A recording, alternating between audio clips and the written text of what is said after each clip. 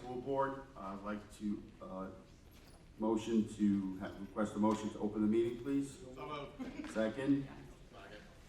All in favor? Aye. Please stand for the pledge.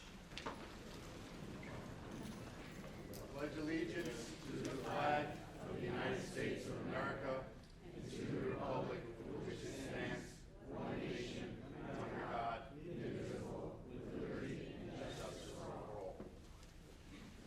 Thank you very much. I don't know how many of you know, but the men's basketball, the boys basketball team just won literally 20 minutes ago, 47-45, and in overtime. Last hit the basket was, who hit the basket? Where's Joey Koch, because he does everything. And in the last 4 seconds of the game. So congratulations, and the next game is? Saturday, 2 o'clock.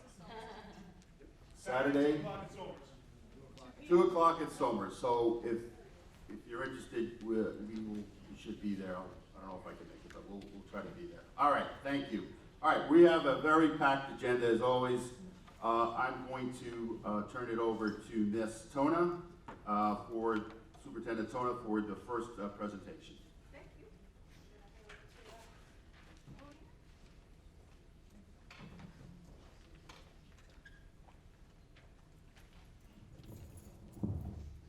Good evening, everyone. So tonight, I'm honored to have a group of students here with us, student athletes who represented us extremely well very recently in Dallas, Texas. They are our Mahopac varsity cheer team, national champions.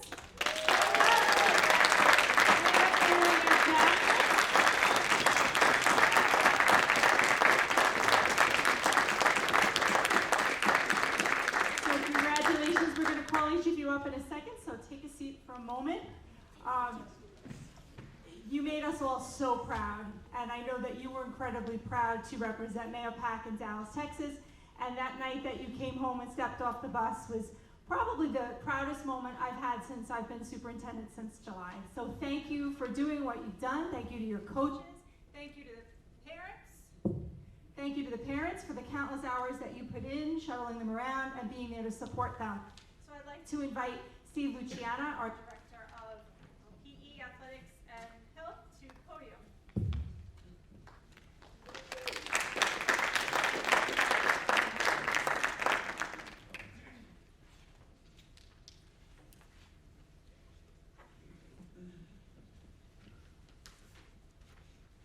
Just a couple of words for our cheer team. The work that they put in is, I mean, it's not just going to a competition. They put hours and hours and hours of work into their routines year round to perfect what they do. And to go down to Dallas in that atmosphere and that type of pressure and to come home with the national champion just shows what kind of student athletes we have, what a great job our coaching staff does. And they got off the bus, that was seeing their faces, the excitement they had, something I'll never forget. And I'm talking to the coaches after, I think they were in practice the next day, getting ready for sectionals, so they don't stop. So it's just an amazing group of student athletes that we're all very proud of. And we have a video of their performance down in Dallas.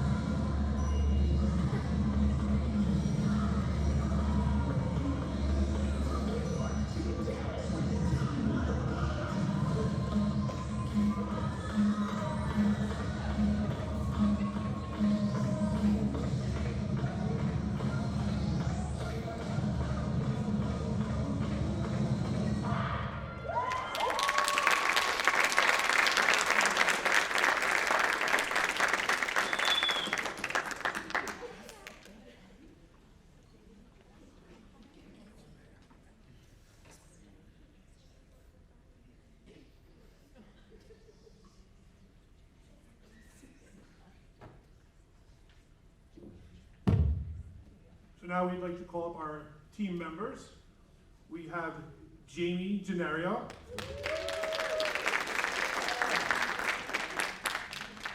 Owen Klein. Bruce Procell.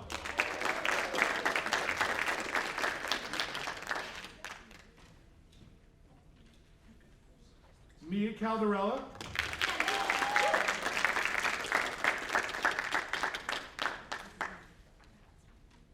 Ariana Canariato. Isabella Chiotti. Kate Conklin. Sierra Davis. Juliana Greco. Alexis LeBlanc. Kira McDowell. Alexa Pelucevic. Brooke Platt. Dakota Caballero. Lila Greco.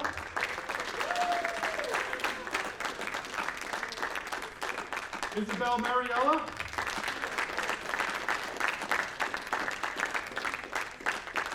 And Gianna Sorelli. And we have our coaches, Jasmine DeCosmo, our head coach, and our assistant coach, Elijah Simpson. So our cheer team is not done yet.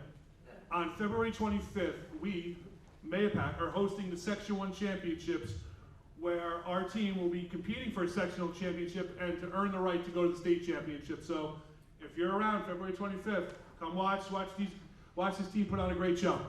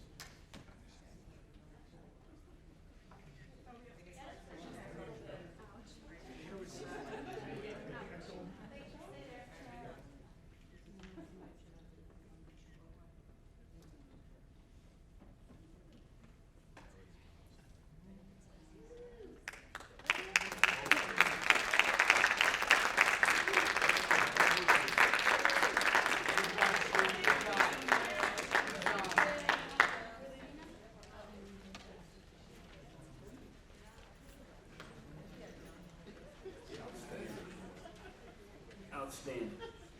All right. What we're doing is winning here, right? The basketball game, the cheerleaders. So is it true you guys just practiced before you came here? Yes. Where's the coach? Where's the coach? You got another practice after this? All right. Well, that's how you win. All right. Very good. Congratulations again. Okay. So next on the agenda is the STEAM Fair. We have a presentation from the folks who helped put it together. I was there with my son, who was a sixth grader. It was terrific. We have a presentation by Margaret Fox, Kelly Kischak, Eva Van Noordwijk, and Ali Chirac. And I apologize for messing up your names.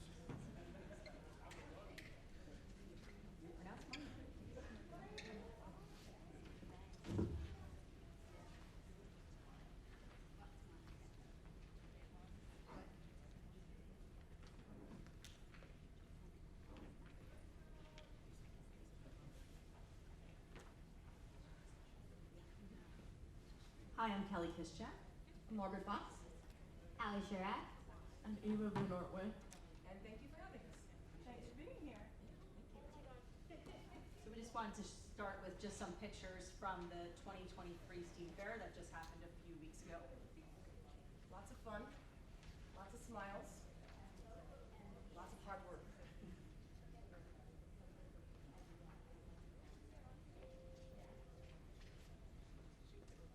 And our winners. So we were asked to come here tonight to talk about the changes of the STEAM Fair throughout the years. And how it's grown over time. So we decided to make a little timeline to talk about it. So it started out as a brainchild of Beth Hicks and Mary Jean Serbini back in 2014, where it was just really open to the sixth graders as an after-school event on one day. And then as it progressed to the following year, it was opened up to the grades 6 through 8. And it was on a Saturday in May. It was a little bit bigger. We were just visiting, and then we were asked to judge that day. And so then we were like, all right, maybe we really need to get involved. So, and then 2016, Elizabeth Stevens, who's our department chair, got a group of us together to start sort of talking about and discussing the idea of extending and making the fair a little bit bigger. Yeah, so what happened was Mary Jean went off to another school, and a bunch of teachers really wanted to make sure this continued to happen. So there was an art teacher involved, special ed teachers involved, some science, tech, and so on. And so we were able to then add on research groups and robotics and all different groups coming together. So then finally in 2018, the National Science Honor Society started participating in the fair. Anne Margaret Lyons coordinated an interactive art hallway, and it really truly became a STEAM event where all the parts of STEAM were really being represented. What was very exciting in 2019 was the first time that we were able to send students from our fair to the next level fair, the Tri-County Fair. And that was very exciting. And since that time, we've had over 25 students have an opportunity to go. And we've had kids go even further to Broadcom. So we were able to host the fair in 2020 because it happened in January or February of 2020, right before the pandemic hit. So that was the last time until this year that we were able to have it full on in person, and that's when we then also added on a math hallway to the fair, and we also brought the 5th grade classes up to visit the fair on the Friday before. I think what happened then for us was that it became a true MAYAPAC event. Like it was like everybody was involved once those 5th graders started to come. And so, pandemic, wah wah, we decided that we had to keep the STEAM Fair going, so we created a whole virtual event. We created a whole Google site where we had all of the participants do videos. We had judges judging via Google Meets. We together in my house, in my kitchen, created 350 bags of materials for our students in 5th grade to still participate in some way. And they had a little card, and Mimi Murphy was very instrumental in this and handed off all of the 5th grade kids. They had a little bag and they created all these wonderful little activities, or not activities, more like STEAM challenge. More like a STEAM challenge, right. And then those pictures went up on the site also. We had a math part of the site, art, and so on, tech. And it really took over Margaret's entire first floor, not just her kitchen. So that's fabulous. I got my husband involved, my daughters. My daughter was there. Yeah. So the next year we still had to hold it virtually for the public. We couldn't have the public in the buildings, although we were able to open it up to the middle school students to come and see it throughout the day on the Friday of that year. And judging happened in person. So we started to get back to normal a little bit at a time. And this year we just felt like so much better. Life was back the way it was supposed to be. The 5th graders came. The public was allowed to come. We had a technology hallway, a math hallway. We extended our activities into cafeterias. It's really taken over that whole first floor of the middle school now. We already have ideas to take over more for next year. So yeah, I mean, the moment the fair was over, we were creating a list of how we can improve it for the years to come. So, we just keep on thinking of new ideas and jotting them down. So. Okay. This is just a chart of the participation of middle school students over the years. So see it's grown. It's grown quite a bit. We started with like about 58 students in the very beginning, and now we're over 190 students participating. It's been quite a journey. It's been a lot of fun. No, that's okay. Yeah, so we just wanted to talk about the growth that we saw, but that's what the chart just showed. So we had, approximately 850 community members come and visit the fair this year on that Saturday. We had Mary Wheeler clicking away as people were, entering the building. So, that was, in the past, I think we had maybe 400 or 500 people visiting. So that grew in itself. Yeah, so it's been 9 years of lots of work and lots of love of the science and art and technology and all of the things that go along with it. It's really become a community event, and we're very proud. We couldn't do it without some help too, so we'll be talking to them in a second about that. So just the feedback we've gotten has been just so positive from staff, from the community, from administrators, from students. One student, we overheard him say, "This is the best day of school I've ever had," and when you hear that, and then you hear from other teachers, like he's not always very engaged in class, you know that this is a different kind of experience that we're creating for our students who might not just be the typical athlete or something like that. So it creates a space for those types of kids too. And of course, we could not have done it without the high school help. Allie and Ava, thank you. Thank you. All the people that you guys work with. It has been a true collaboration. I'll let them talk about the things that they do, but it is truly amazing. So something, a part of SNHS that we do try to integrate within the fair is mentoring sessions every Wednesday or Thursday, depending on the year.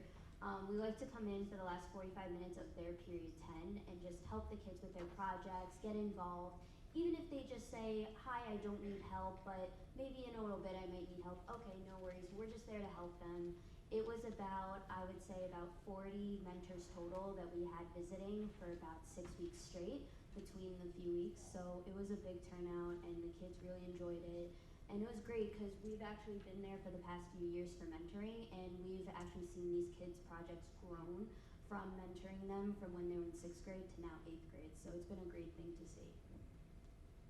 Yeah, so I remember being in the middle school and doing my own STEAM Fair project, which was super fun in itself.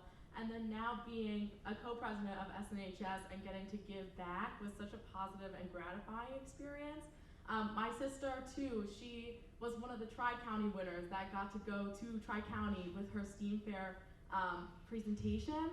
But it's such a good experience for the children, and then also for us as Science National Honor Society members, because with the mentoring sessions to making goodie bags after school, to making sure our judges know how to give positive feedback as a judge of middle school science fair presentations, it's such a good experience, and it's helped me get to where I am today. I'm now in the fantastic science research program at the high school, and that wouldn't have been possible without me knowing how to do a research project in 6th grade.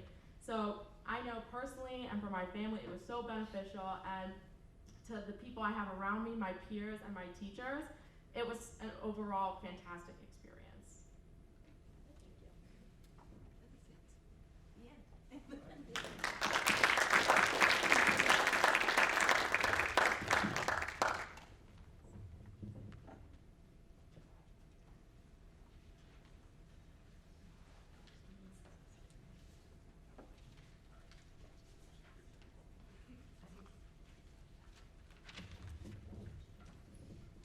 And I would just like to add how impressive it was that Saturday.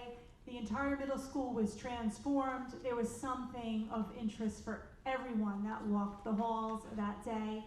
I know that Margaret and Kelly gave credit in the beginning to other teachers who started this, but it is very, very obvious the amount of work and dedication that the two of you put into this science fair this year and the past several years. But just seeing the timeline and seeing how it grows each and every year is inspirational. We hope that you will continue doing this for as long as you are here in our school district, and hopefully that's for a very long time. Did you want to say a couple words? I was there with my son, and it was amazing. He had a good time, and he's easily distracted, so it was good that he got to do that. And then I said, why didn't you participate? And he said, maybe next year. So I think that's terrific. I just think it was great. I think you had 850 people. So one of my neighbors, I'm not going to take the blame for this, said, how many people come to a football game? I bet you it's not 850. I said, well, I wasn't going to touch that. But just think about it, to come on that day and participate, we're lucky to have you here, okay? So thank you. And a quick thank you to Ava and Allie for being here this evening. I've gotten to know Ava and Allie throughout the year, and they're very passionate about science, and they are very dedicated to supporting the younger students in our school district. So thank you to both of you. And now I'd like to bring up Margaret Fox and Kelly Kishak for just a token of our appreciation and gratitude.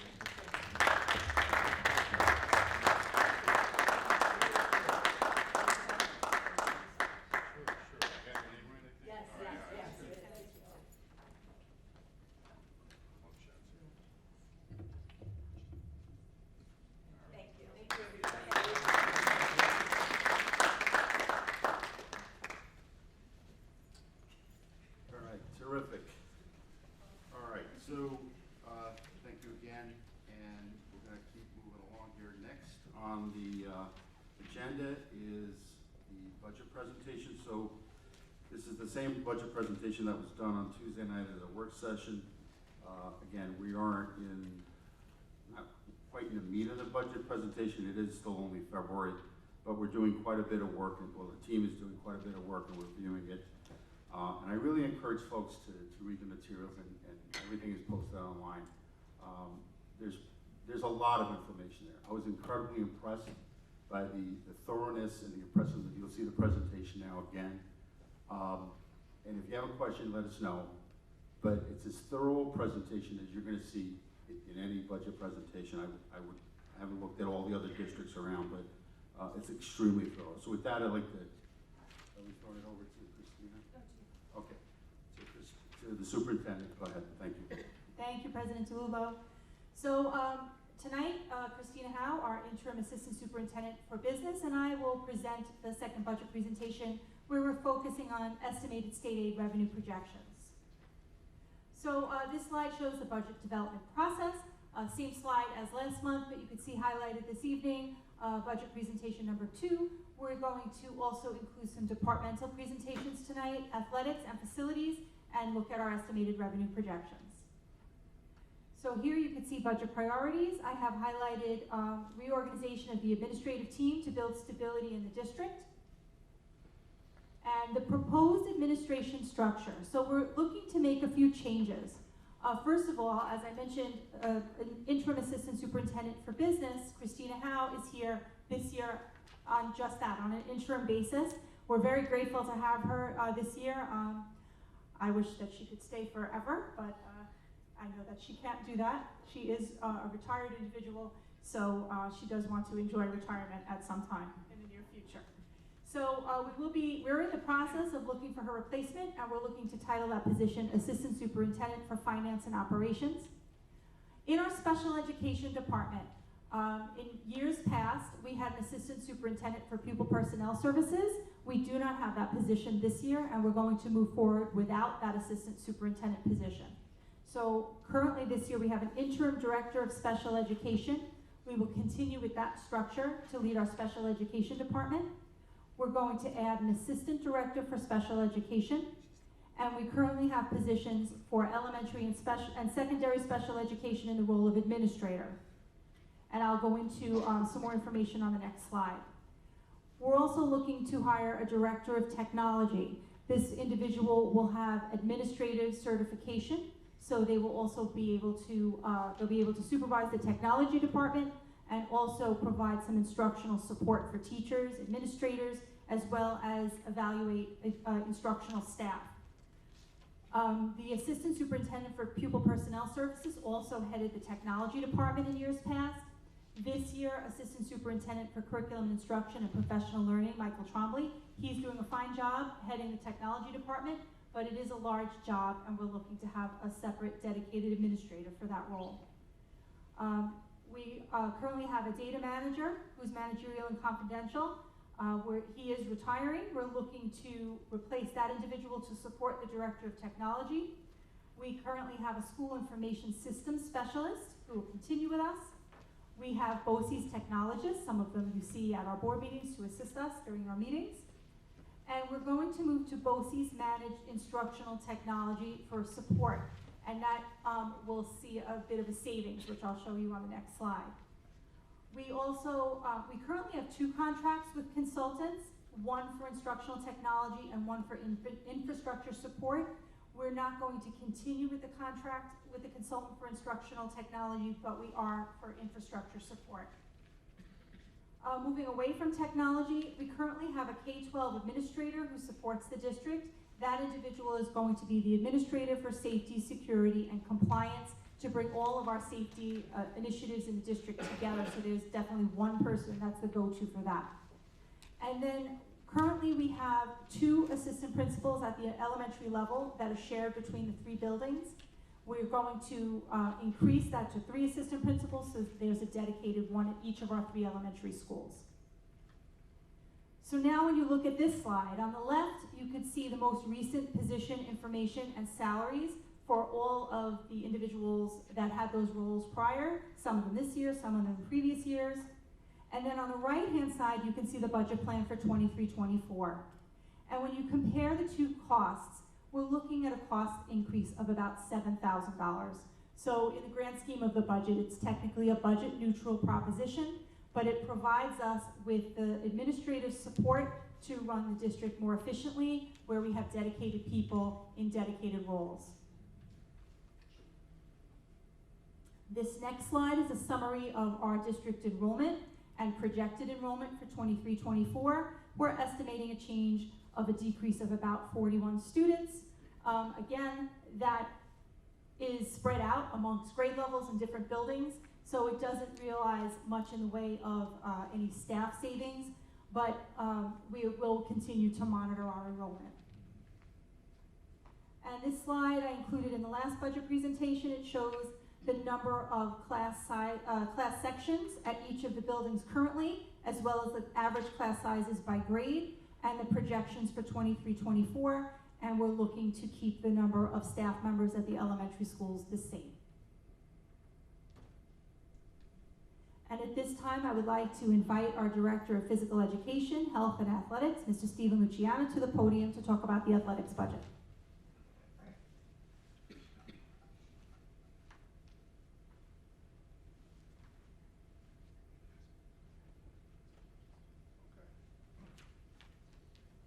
Thank you very much for having me tonight. I just want to go over, for athletics, what we're looking to add in our budget for next year. Steve, just use the microphone just so people at home. Sorry about that. As you can see, I wanted to put some pictures up of our athletes, just the pride that they have being a MAPAC athlete, the joy it brings them, and the benefits of being a student athlete here at MAPAC. Our next slide.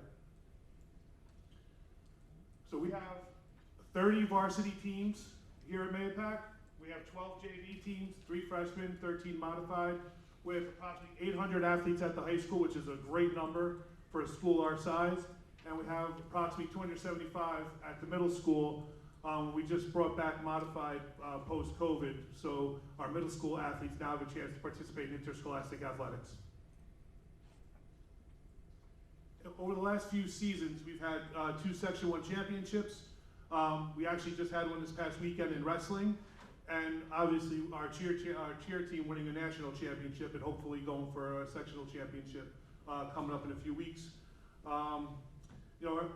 One thing that we do for our special education students is a couple years ago when I got to MAPAC, we started unified basketball, which allows our special ed students to represent MAPAC, play for our school, in a true athletic setting. We have our what we call athletes, which are our special ed students, and our helpers, which are our regular ed students that are part of the team. We have 3 athletes on the court at once and 2 helpers, and it's just a tremendous experience for all our students involved. It's been beneficial for everybody.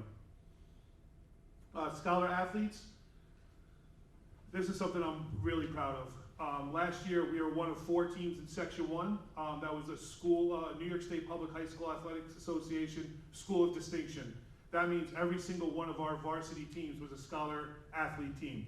So one out of 4, and there's approximately 80 schools in Section 1. So that's a huge accomplishment for our athletic teams, our coaches, and our teachers here at Mahopac. Collegiate signings, last year, we had 20 of our student athletes commit to play at the Division 1, 2, or 3 level. This year, we're going to be close to that as well. It's a tremendous feat. It doesn't matter what division you play in college, 1, 2, or 3. Being a college athlete, it's just a huge accomplishment, and it takes a lot of time and effort. So very proud of that.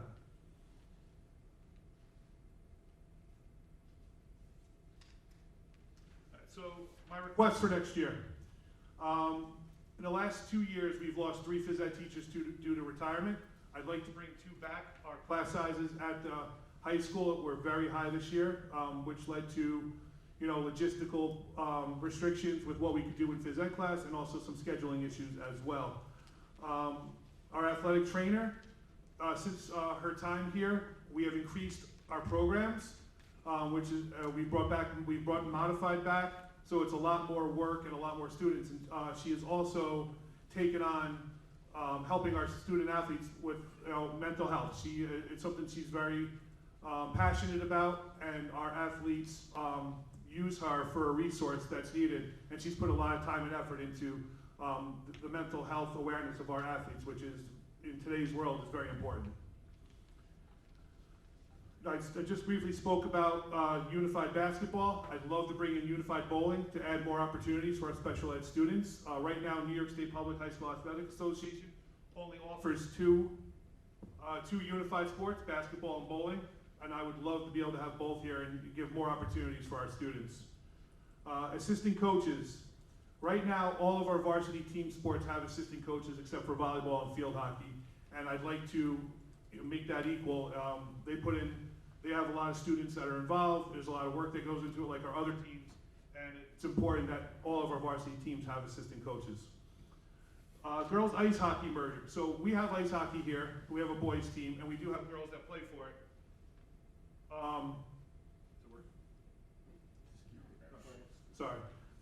We do have girls that play for our ice hockey team, but Section 1, a couple years ago, started a girls hockey program merge. They have a team in Rockland County and a team in Northern Westchester and Lower Westchester, Putnam counties. We've had some interest from our female hockey players that would like to play for that merged team. It's a different set of rules for girls hockey, and I think we should be able to give them that opportunity to be able to play the sport that they know how to play, and it would be very beneficial for them. Boys swim. Right now we do have a girls team that's merged with Putt Valley. We have boys that want to swim here. I'm currently looking for a school that would like to merge with us to make that happen. But girls swim is in the fall season, and boys swim is during the winter season. And to give them the same opportunity that we have in the fall would be, like I said, I just think it's great for all of our students to have more opportunities here.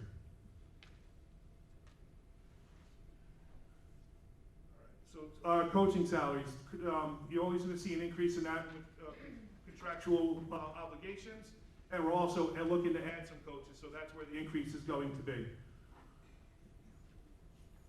I briefly spoke about our trainer. It's important that with all the new responsibilities she's taken on to increase her salary. Equipment, I try to keep that the same year to year. That's where we have some big purchases. Like we bought a pole vault system, a high jump system for our track team, which is needed. So we try to keep that consistent year to year. Materials and supplies. Once again, there's an increase because we're looking to add teams. We need uniforms. We need, football and lacrosse. There's always the big cost that comes with those sports because of the helmets. That's probably some of the most expensive equipment we use. And they age out. So every year when we send our helmets back to get reconditioned, they have a lifespan. So we're told there's 20 helmets that you sent to us that you can't use again because they reach the lifespan and we have to replace those. So we always look, we want to keep our student athletes safe and make sure that they have the right equipment.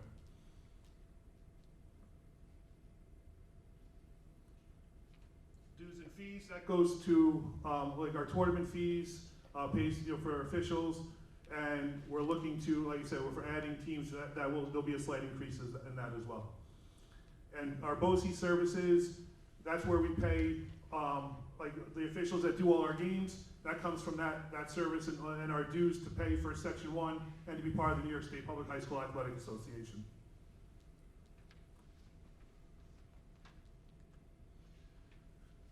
So this part, we're still waiting for numbers to come back from vendors. If we, with the name change coming, and if we do have to change our logo, there are a lot of changes that we need with our uniforms, with our scores table, the banners in the gym, our gym chairs that our basketball team and volleyball teams use, and our game balls. All of our game balls come with our M logo branded on it. So if this is something that we have to change, we're going to have to buy new ones to meet the new requirements that we have. Thank you, Mr. Luciano. Thank you. And now I'd like to invite Mr. Tim Walsh, our Director of Facilities, to the podium to talk about the facilities budget.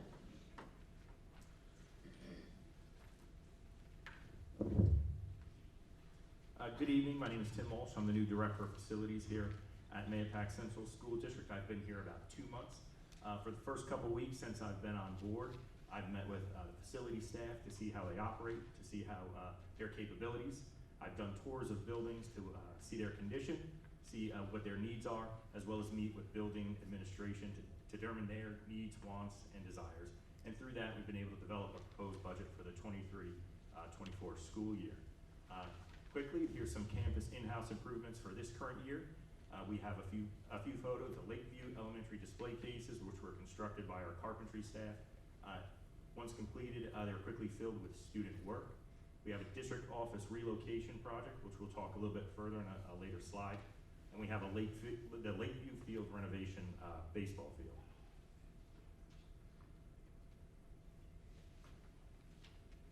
A quick overview of the capital project and where we currently stand.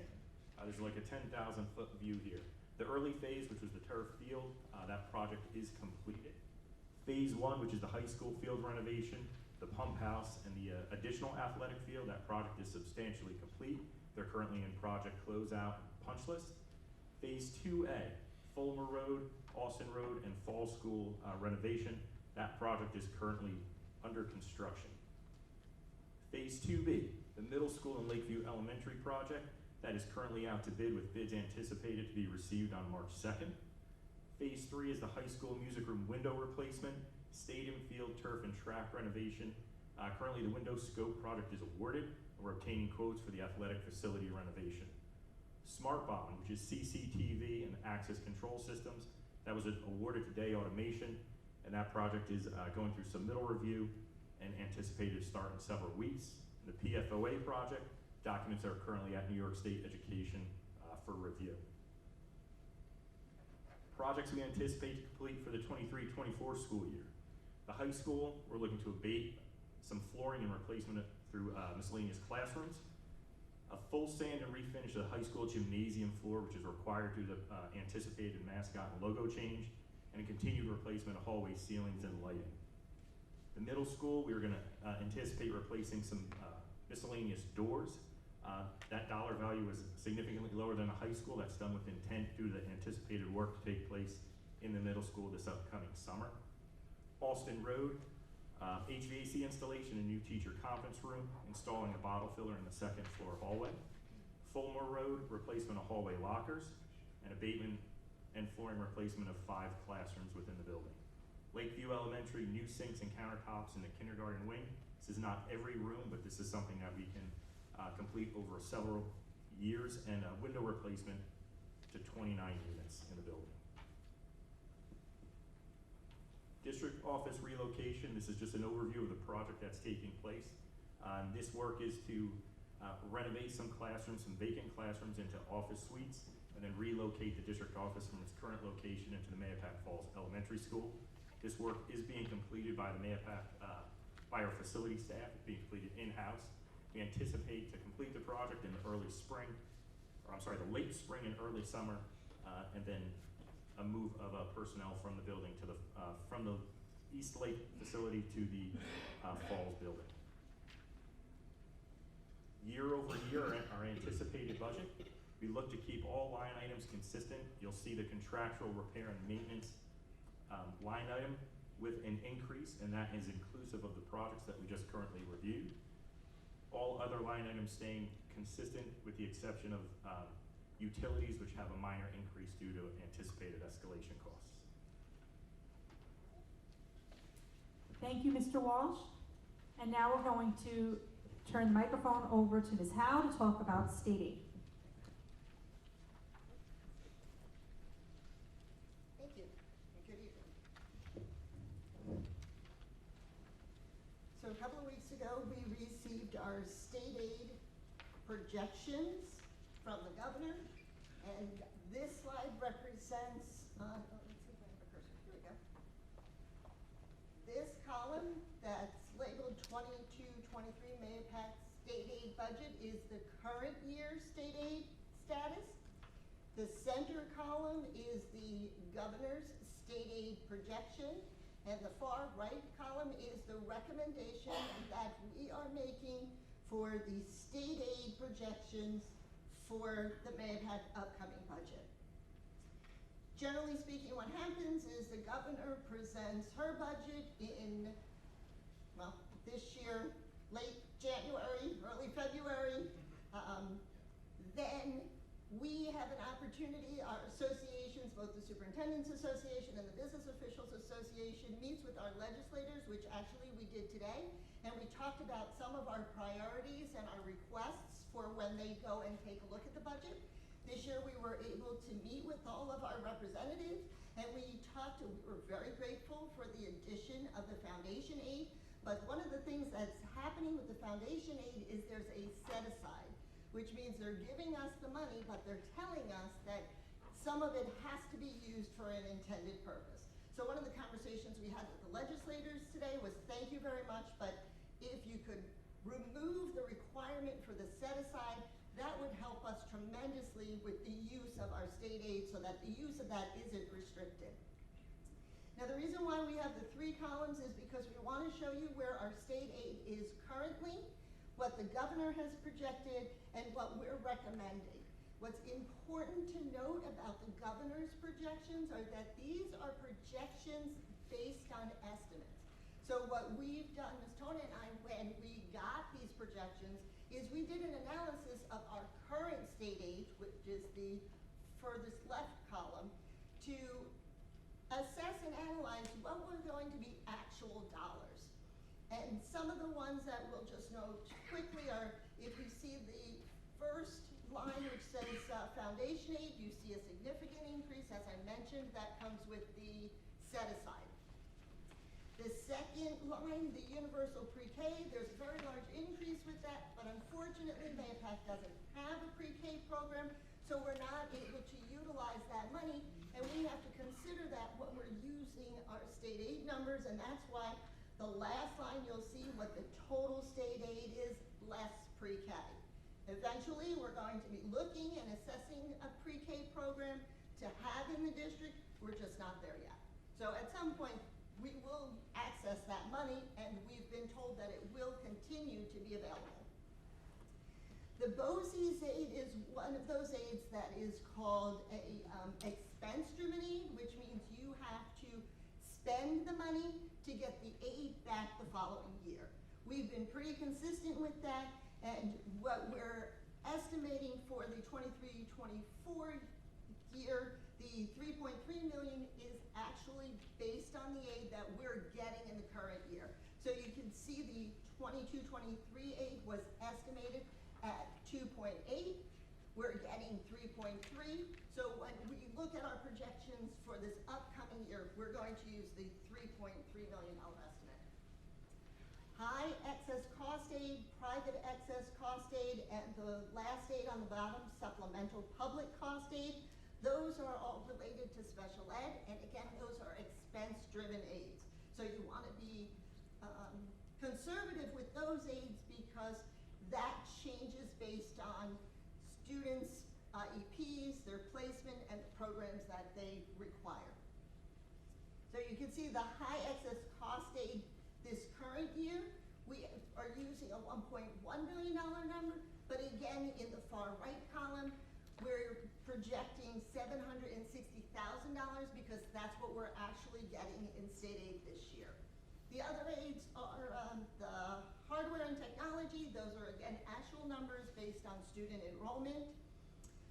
Transportation is, again, an expense-driven aid, and it was estimated at $4 million. We've adjusted that number to what we're actually receiving, the 3.7. And building aid is based on your capital projects, as Mr. Walsh described. You get building aid when projects are completed. So when some of these projects that Mr. Walsh talked about have been completed, we finished the punch list, we're able to submit those to SED. We'll see an increase in that aid, but again, we want to be conservative about that. So when we're looking at this slide, we're going to use the $37,076,643 estimate for state aid right now. Once the legislature has a look, sometimes they tend to increase that number, and we'll have that information before the board is asked to adopt it. So if there are any adjustments that are made, we can make those adjustments at that time.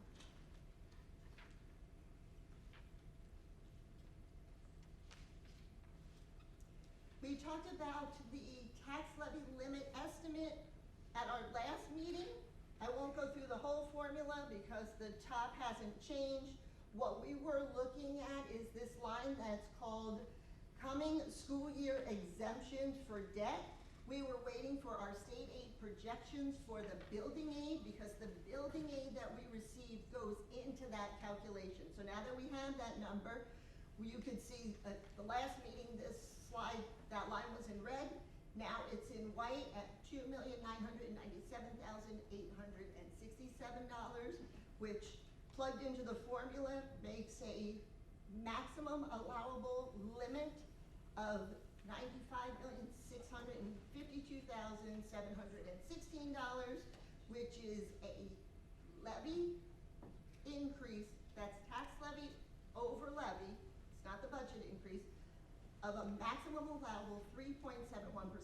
Now I want to be clear, that's what the formula says, that's not the tax levy that we're presenting. We're not anywhere near being able to project that number yet. We're still working on the presentations that the directors are giving us, and we're putting all the numbers in, and we're going to be assessing what the additional state aid means for our budget before we come up with a tax levy number. This formula is required by the state. This is what our maximum allowable levy limit can be, and every school district in New York State has to do this formula and has to submit it to the state. Now, you can certainly go under that. It would be if a district were going to exceed their tax levy limit formula that they would have to have a supermajority. That's not what we're recommending. Just want to be thorough about that. Okay, thank you. Thank you, Ms. Howe. And as Ms. Howe said, she and I will be working on the budget, and at the March meeting we'll be able to provide many more details at that time. So this next slide I included last month as well. We do get federal grants passed through from the State Education Department. We do get some grants on an annual basis. The Consolidated Title Grant, where you see 4 different title lines there, and then the 2 IDEA lines are for special education. These are annual grants. They start on September 1 of each year, and they expire on August 31st. Generally around mid-July, we're told the amount of money that we have to spend, and then we go through data entry process, and the money goes to the specific purposes that are listed there. And then we also have some one-time federal grants that were related to COVID. You can see here all of the different funding sources that exist, the purposes, their budgets, and the far right column is the end date. So the first 5 grants listed there all have an ending date of September 30th of 2024, so we have another entire full school year to spend those down. And then the last 4 expire in September of 2023. That second to the last column there shows the available balance of each grant as of February 1st, 2023. So we are looking at what's left to spend in each of those grants and making sure that we consult with our buildings and our district administrators to make the most of those funds.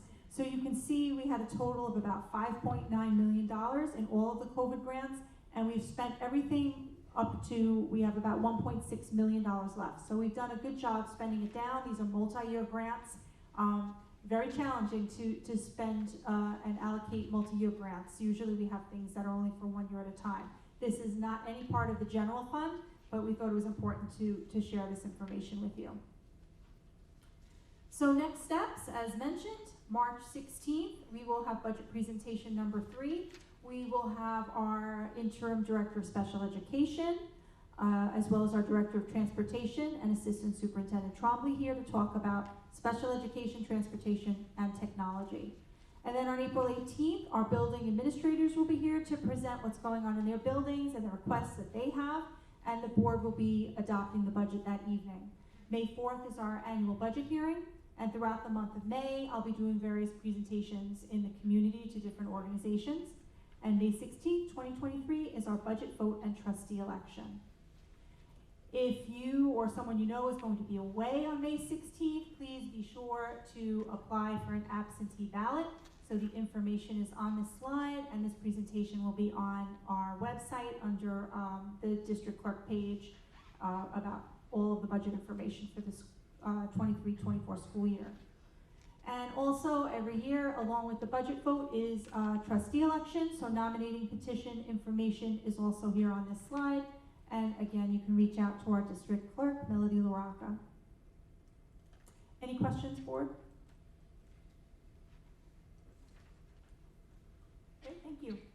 Thank you. Again, as thorough and detailed as I think you can get in a budget presentation here early in the process. All right, so let's keep going. The next item is comments on agenda items. I think we do have a few people lined up.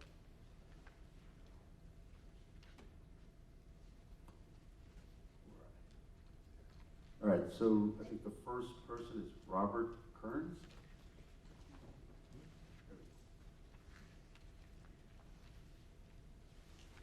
And I just want to, we've got a lot more to do here. I want to just make sure people are mindful of the 3 minutes. I know it's a little tricky to time yourself while you're up there. But just be mindful so we give everybody a chance to talk. So just be mindful of that. Thank you. Go ahead, Robert. Good evening, board members. I want to start by thanking you for allowing me to speak tonight. My name is Robert Kearns. I'm a proud veteran. I served multiple tours in the Middle East, Africa, and South America. After receiving an honorable discharge from the Navy, my wife and I searched endlessly to find the perfect town to call home and raise our 2 beautiful children. Mahopac was an obvious destination for us. The amazing school system and the beautiful lake, plus its welcoming hospitality, made it a no-brainer. Since moving here, my wife and I quickly immersed ourselves into the community, myself personally volunteering with MSA as a head football and baseball coach, instilling core fundamentals in young men that I myself learned from the military. Last month, my comrade from the VFW, Sean McDermott, got up here and spoke.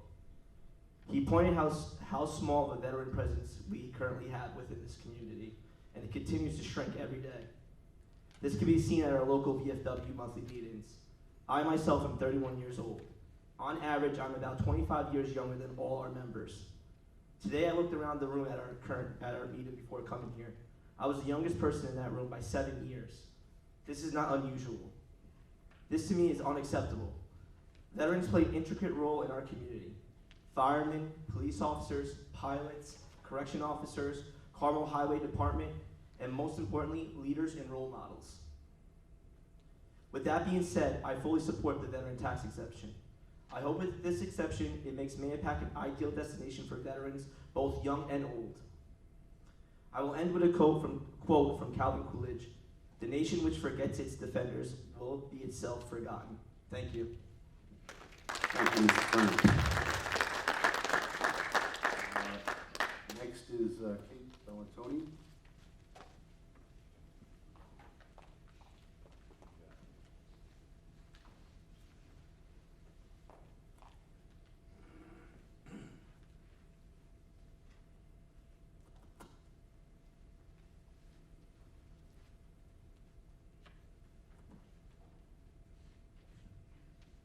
Good evening. Good evening. So most books have some sort of teaching point, including the one being voted on tonight. But at what point does a how-to sex guide and glorifying meeting people on apps for sex outweigh these lessons learned? I think it is unfair to the LGBTQ+ community that they are constantly being sexualized in these books.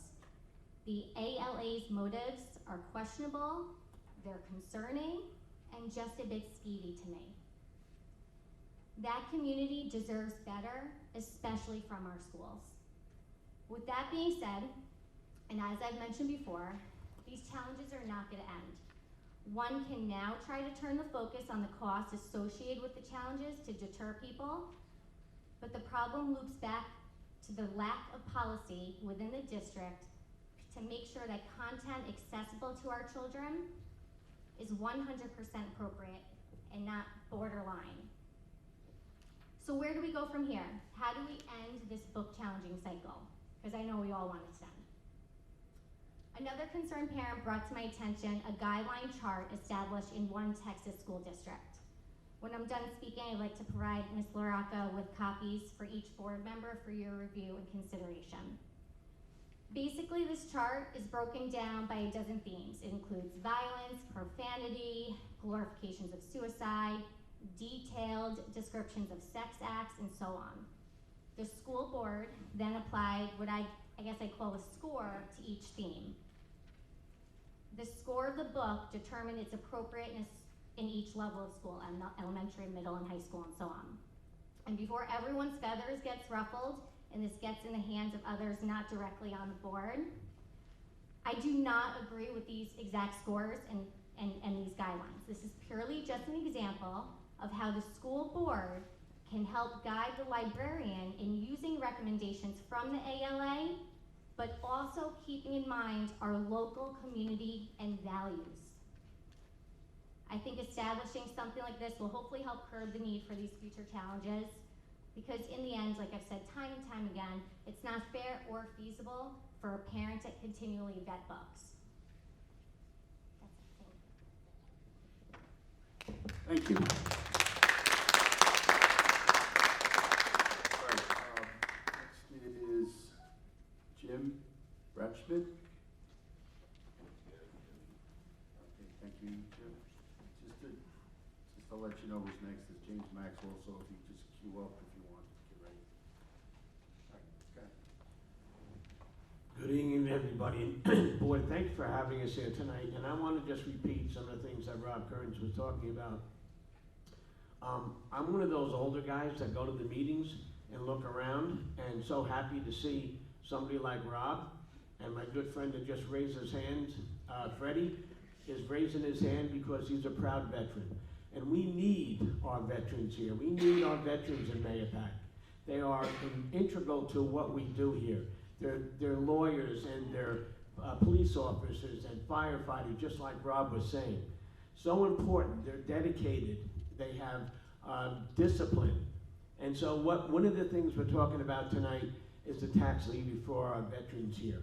We need to attract them. We need to keep them here. I've been a resident of Mahopac for 32 years, and I've been able to work with many veterans on a daily basis. It's been the highlight of my adult life, and I will tell you that, and I'm not exaggerating. So to stay in the time limit, please consider the importance of our veterans here. There are many, many items on the list, but we are here to talk about that, and I plead with you, please take care of our veterans here in Mahopac. Thank you. Thank you. James Maxwell.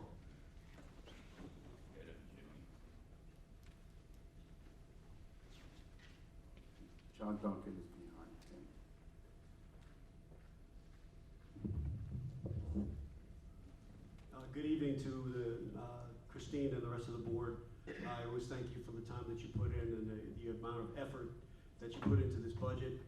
I've spoken before and I've extolled the virtues of the veterans in this county, so I'm not going to repeat what everyone else said. We're partway there. The town gate took us all the way there. It's time for the school board to take us the rest of the way there. time is now. I heard that you're adding in some folks, and I think they're the right folks. I think we need to get that incentive to those people to serve in those jobs, volunteer firemen, EMTs. But we're partway there. Let's finish the job and let's get all the way there. Thanks.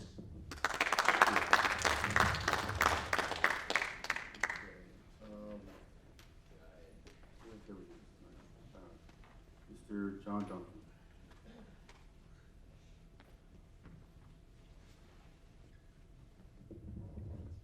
I want to thank you for the invitation here. I'm Jack Duncan. I'm the Commandant of Putnam County Marine Corps League. At our meetings, this is a big discussion about the exemption. We talk about the younger veterans and the older veterans. I remember when it was all World War II, my dad, the Korean War veterans. The younger brothers were the Vietnam guys. Well, the Vietnam guys are now the older guys, from 70 to 90 years old. And they're diminishing also. Guys like myself, I remember when I was called a kid, the 31-year-old guy. I am no longer that kid. This community is very important to take that step. We do a check on a buddy every month. And part of the discussion is their finances, nickels and dimes. This exemption can keep some of our veterans to keep their house, to put oil in their boiler. In all honesty, what type of food they're going to have on their table. So that's how important your decision is going to be. And I hear that from my fellow veterans that are Mahopac residents, and the ones that actually have a higher exemption than some of the adjourning school boroughs, how that's helping them.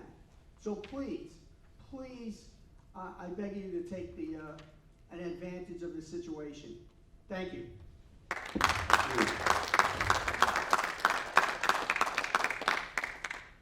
right, is Eric Crowley? Ms. Crowley, you here? Okay. Next is Alson Sifu. GP.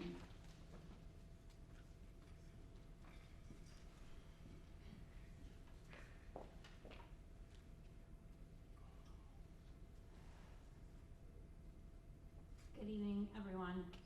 Thank you for the opportunity to hear what I have to say and to speak tonight. I come to you as a mom and concerned parent of the Mahopac community. And a book that's titled All Boys Aren't Blue, and the fact that it's in our library. My question to the board is, why is this book still in the library? Over the past 2 years, this book has been banned in at least 29 school districts because of the LGBTQ content and for being sexually explicit and obscene. This has been named by the American Library Association Office of Intellectual Freedom as the third most banned and challenged book in the U.S. this year. This book has no place in our children's library. Our school mission is to prepare each and every student for college and career readiness, to educate students to be responsible and productive members of the global community.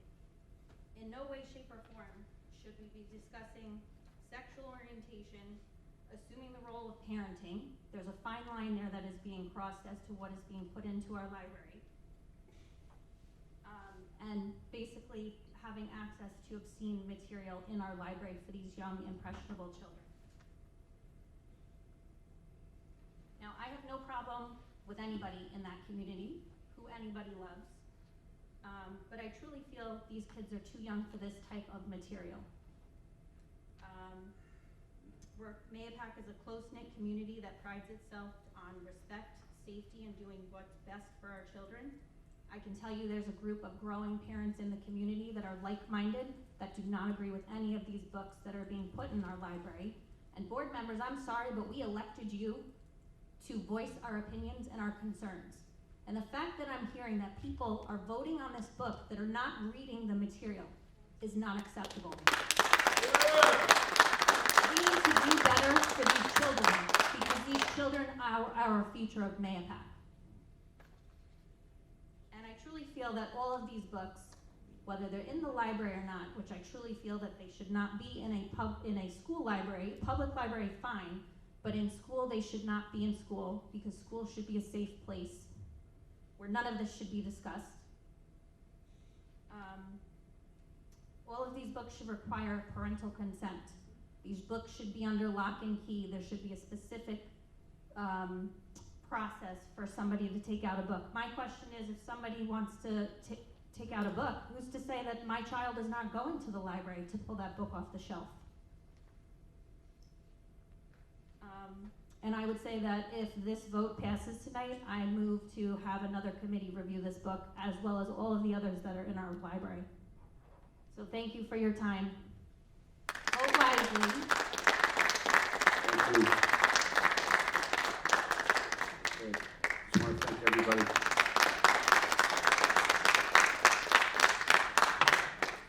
Thank you, everybody, for coming up there, podium.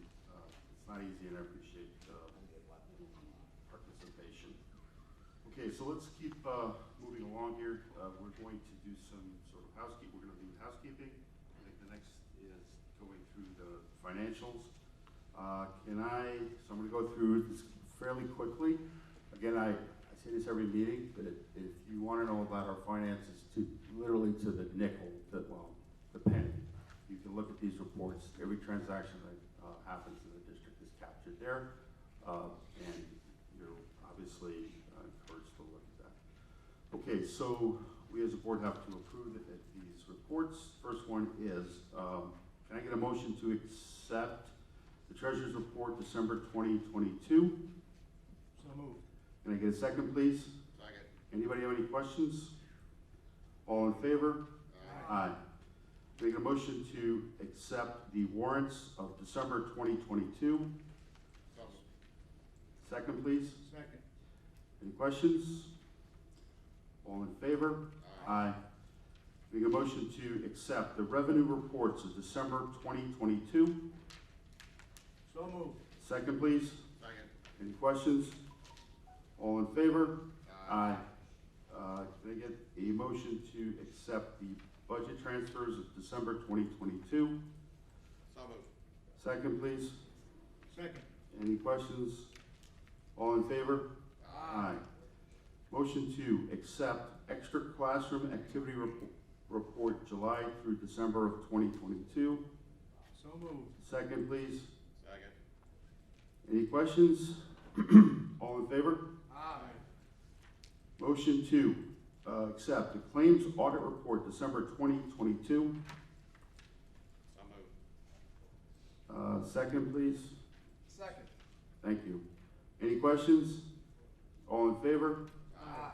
All right, now we're going to go on to the minutes. Can I get a motion to accept the work session minutes of January 17th, 2023? So moved. Thank you. Second? Second. Any questions? All in favor? Aye. Lastly is a motion, please, to accept the minutes for the regular meeting of January 19th, 2023. So moved. Second, please. Second. Any questions? All in favor? Aye. All right, thank you very much. With that, I'm going to turn it back over to Superintendent Tona, who's going to give us the superintendent report.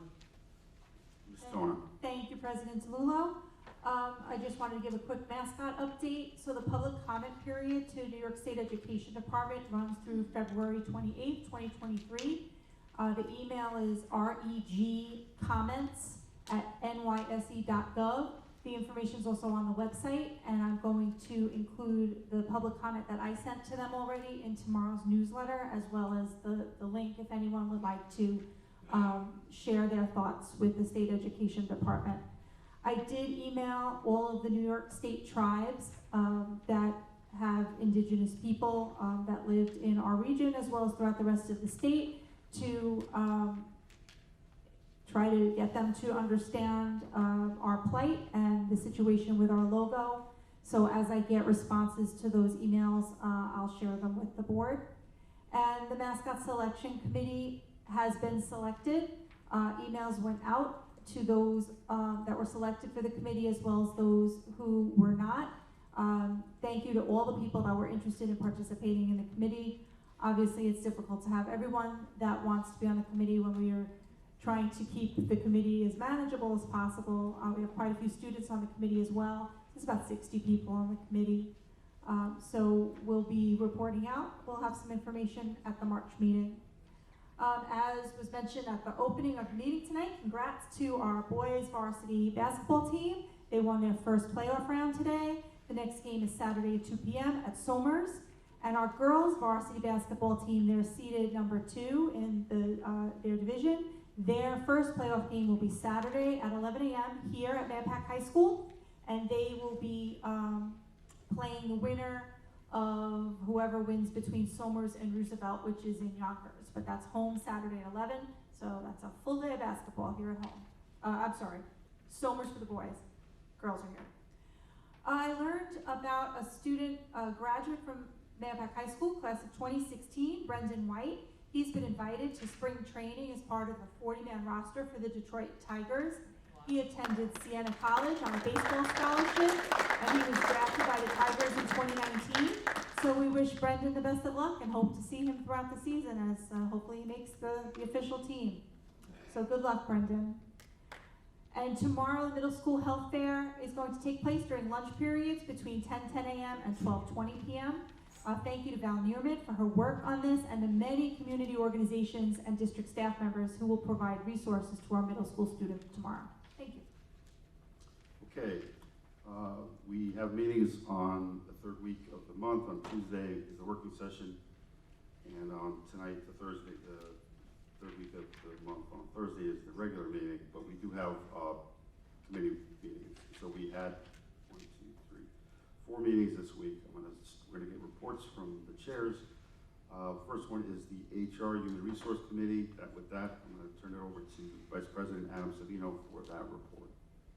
Thank you, President DeLullo. Good evening, everyone. The HR Committee met on February 7th at 6:15 at the district office.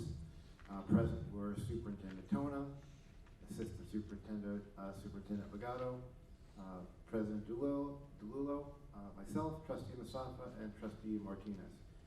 We did review the HR agenda, which is on tonight's agenda, which we'll vote on later. We discussed the new appointments, recent resignations, retirements, coaching appointments, some of the MOAs, and again, that's all part of tonight's consent agenda under HR. Some of the details, which we have said numerous times, can't be discussed as they are sensitive in nature. We adjourned at 7:45 p.m. and I'll turn it back to you now. Thank you. Okay, thank you, Vice President Savino. So next is our finance committee. With that, Trustee Schneider, please. Thank you. We had our meeting on February 9th at 6:15 p.m. at the district office. Present were trustees Musafa, Savino, DeLullo, and myself, as well as the superintendent and assistant superintendent of business. No others were present. On the agenda was review of the claims, warrants, and treasurer's reports that were just approved, as well as the budget presentation that was reviewed on Tuesday and tonight. We had received updates for previous information that we had discussed, like our cafeteria spend down plan. We have submitted that, and we are awaiting state approval on that. We are still awaiting an appraisal on our property located by the lake, and we discussed the items for following up. We discussed the challenge books and the associated costs with its impact on the district finances, and that had also apparently, I guess, been discussed at policy, so it will be brought to the full board for discussion at a future meeting. That meeting closed at 7:35 p.m. and the next committee meeting is scheduled for March 9th at 6 p.m. at the district office. Thank you. Next is our policy committee. With that, I'm going to turn it over to Senior Trustee Lucy Musafa. Ms. Musafa. Good evening, everyone. Can everyone hear me? The mic, can everyone hear me? So the policy meeting met on Thursday, February 9th.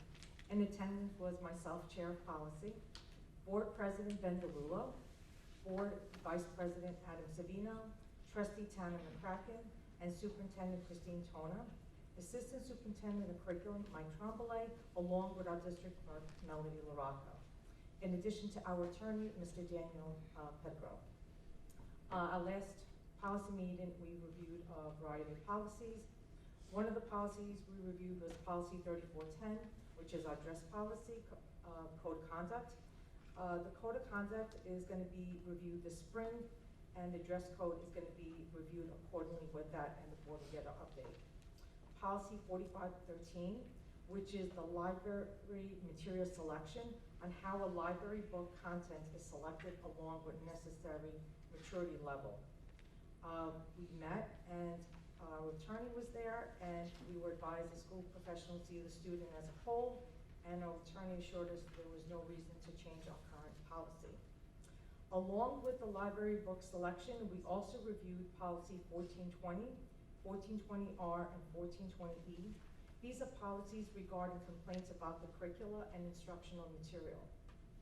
As we have learned, we had paid quite a bit to have our challenge books reviewed because we do pay an hourly rate. We updated our policy to change the number of staff members from 4 to 2, and this will help with controlling some costs. The other policy we reviewed was 0115R. This is a regulation for anti-harassment in the school district. The policy already exists, and we now added the regulation to implement the policy. Also on tonight's agenda is listed for approval our required policy from New York State School Board Association, which is policy 4321, programs with students with disabilities, policy 5550, student privacy, policy 5605, voter registration for students. This is a required policy by New York State to allow students to pre-register to vote when they're 16. So when they turn 18, they are already registered to vote. Also on that note, our district clerk does come to the high school to offer voter registration to students which are 18.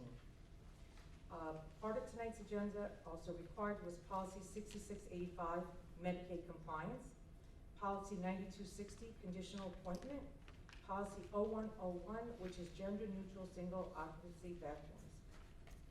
Also, as an effort to make access to our policies easier, we are in the process of updating board docs, which will be the repository of policies. In order to have this transition occur, at our March meeting, we will be adopting to change our policy numbers to match New York State School Board Association numbering of policies. I want to thank Melody, our district clerk, for all her hard work to make this happen. Our next meeting is still to be determined. Thank you so much. Thank you, Ms. Musafir. And I just want to highlight that the policies that Ms. Musafir was going through are in the consent agenda. So when we approve the consent agenda, we're approving the policies that she just went through in very good detail. Thank you very much. Okay, so with that, last but definitely not least, is the advocacy committee with Trustee McCracken, our man in Albany. Trustee McCracken, I know you're going to give us a little bit of detail because we're going to approve a couple of things here. So I know you're going to give us a little bit of an outline. Thank you. Go ahead. You got it. So do the report and also talk about what's on the agenda tonight. Well, yeah. So when we approve it, people, you're going to give them a little bit of background. Yes. All right. Thank you. So the advocacy committee met twice. This is a committee with board trustees and residents in our community to discuss issues affecting our school district at the various levels of government to give MAYAPAC a voice to advocate either for or against certain policies. So the advocacy committee met first on Thursday, January 26, 2023 in the Falls School building.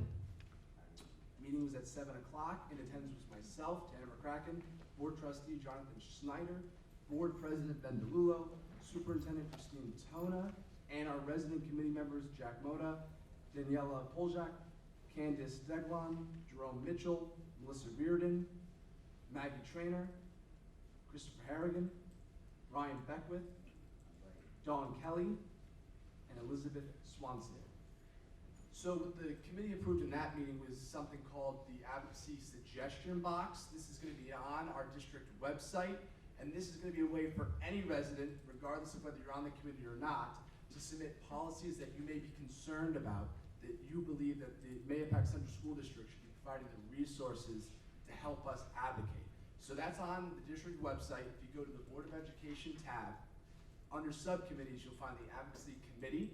It's a big old red box. You click the link and you can submit any policy that you want us to review. This could be state, county, town, federal, anything that may impact the education system here in Mahopac and statewide. And the committee will review it, and a lot of times we'll create materials such as letters or phone scripts to advocate to legislators or any other individual who may hold power over those decisions. So that was approved in that meeting, and we had a discussion on many issues such as unfunded mandates, ventilation in schools, mitigating the cost of challenged literature, lunchtime and recess time allotment, personal devices in the classroom, and the big one that's impacting us very presently is the SED mascot mandate. We also met, again, in February, very recently, I think it was this week. This week's flown by, but Monday, February 13th, 7:30 on Zoom, and this is when we took action on the SED mascot mandate. So we met at 7:30. Presence was myself, Tanner McCracken, Board Trustee Jonathan Schneider, Board President Ben DeLulo, Superintendent Christine Tona, and our resident committee members. And in that meeting, what we approved were 2 materials related to the mandate towards our mascot here at Mahopac. So on the agenda tonight are 2 letters. One is a recommendation to the Board of Education to send a resident to the state education department saying, we request that you pay, the state, pay for any potential changes that may come onto our school district. And this is outside of what's coming in our state aid funds, not the foundation aid that every school district is entitled to get through the formula. This is stating outside costs that are going to impact our school district, school taxes. We want the state to provide that funding if they're forcing us to make these changes. So that's going to be, if the board approves it, that's going to be sent on behalf of the board. The second letter, very similar in the language, but it's slightly different for residents to use. So this one will be on the website, same place, Advocacy Committee. You click it, you can download the document, and copy and paste the language, but also add in some of your personal thoughts and opinions. You can put in your name, you can also put in how long you've lived here, how many kids you may have in the district, and then also other opinions you may have. And then the second half is keeps the messaging towards providing the state funding. Then Ms. Tone has outlined the process, but it's also there on the website, of how to send this public comment to the state. So that's there, recommended language is there, if that's also approved. So those are the 2 actions taken by the committee in that meeting. So that's what's going to be voted on tonight, and thus concludes my report. Thank you, Trustee McCracken, doing a great job. And I just want to add real quick, I mean, we talk about advocacy, and we've had success with this. What I've heard is we're one of, maybe not the only district, but we take this very seriously, and we have all new elected officials locally and nationally. We have a new congressperson.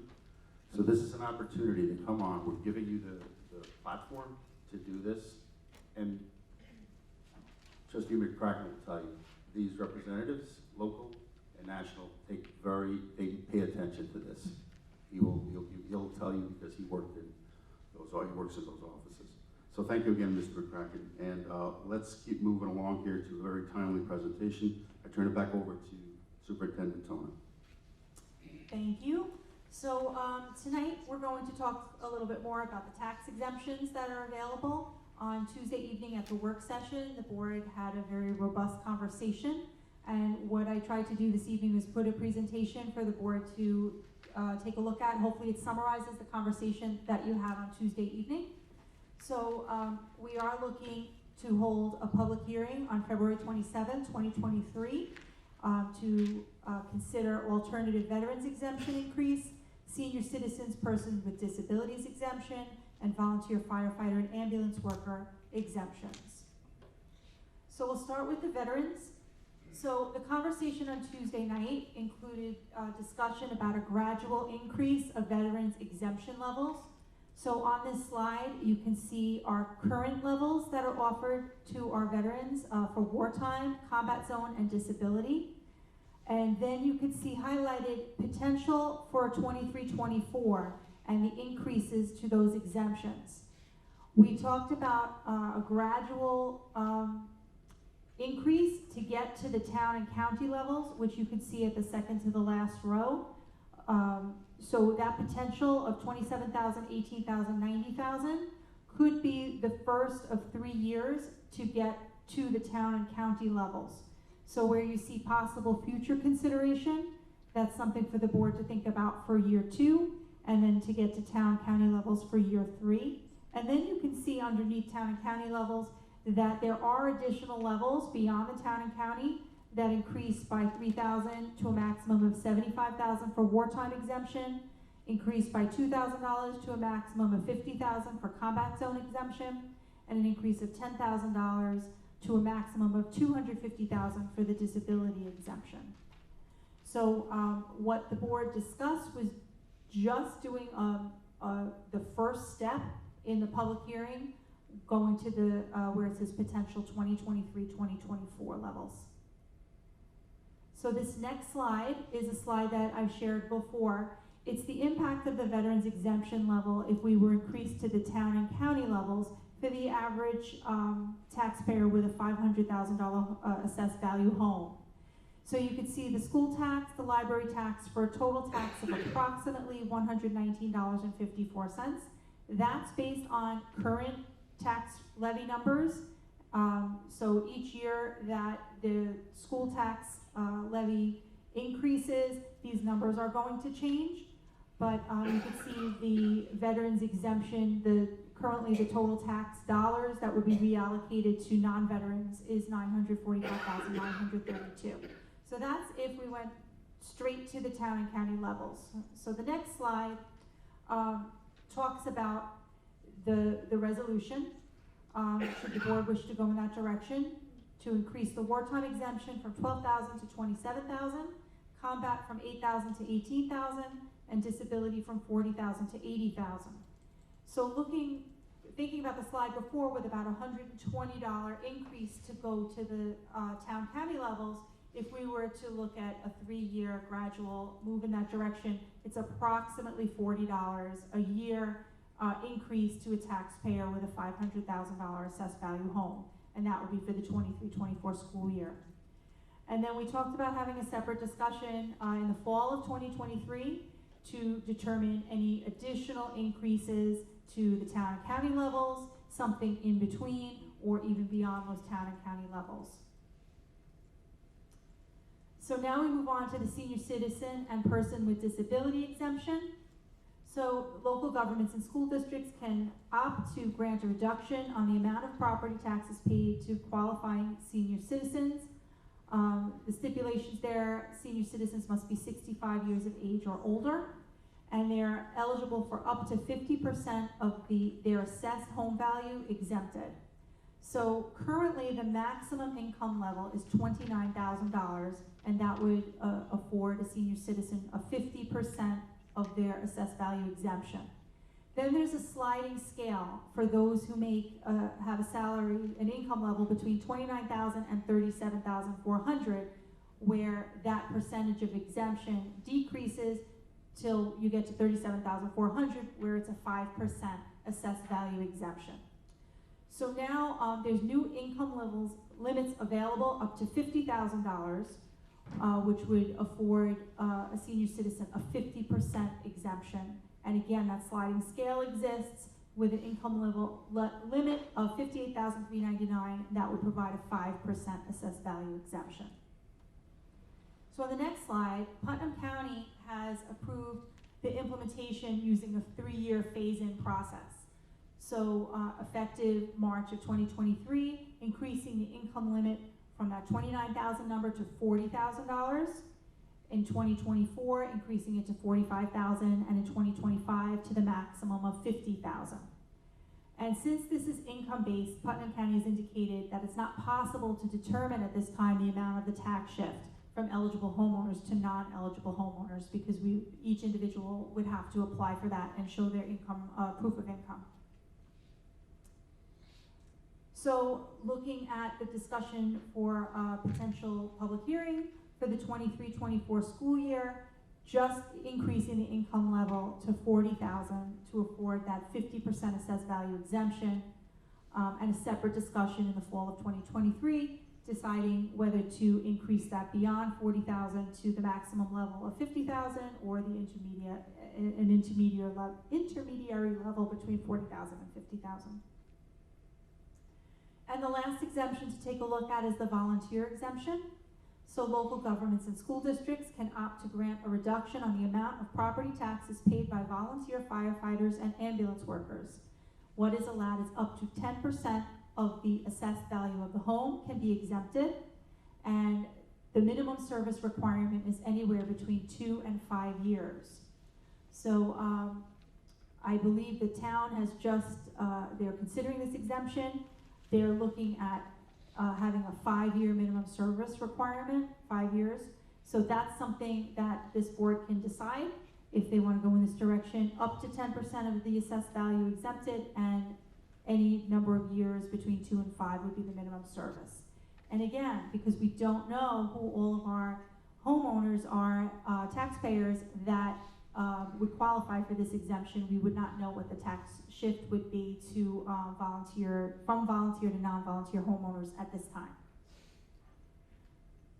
So the discussion that we had Tuesday night was looking for the 23-24 school year, providing the exemption starting at 3% of assessed value, and then determining the number of years of service between 2 and 5, and then having a separate discussion in the fall of 2023 to decide if the board wants to increase that 3% to 10% or anything in between.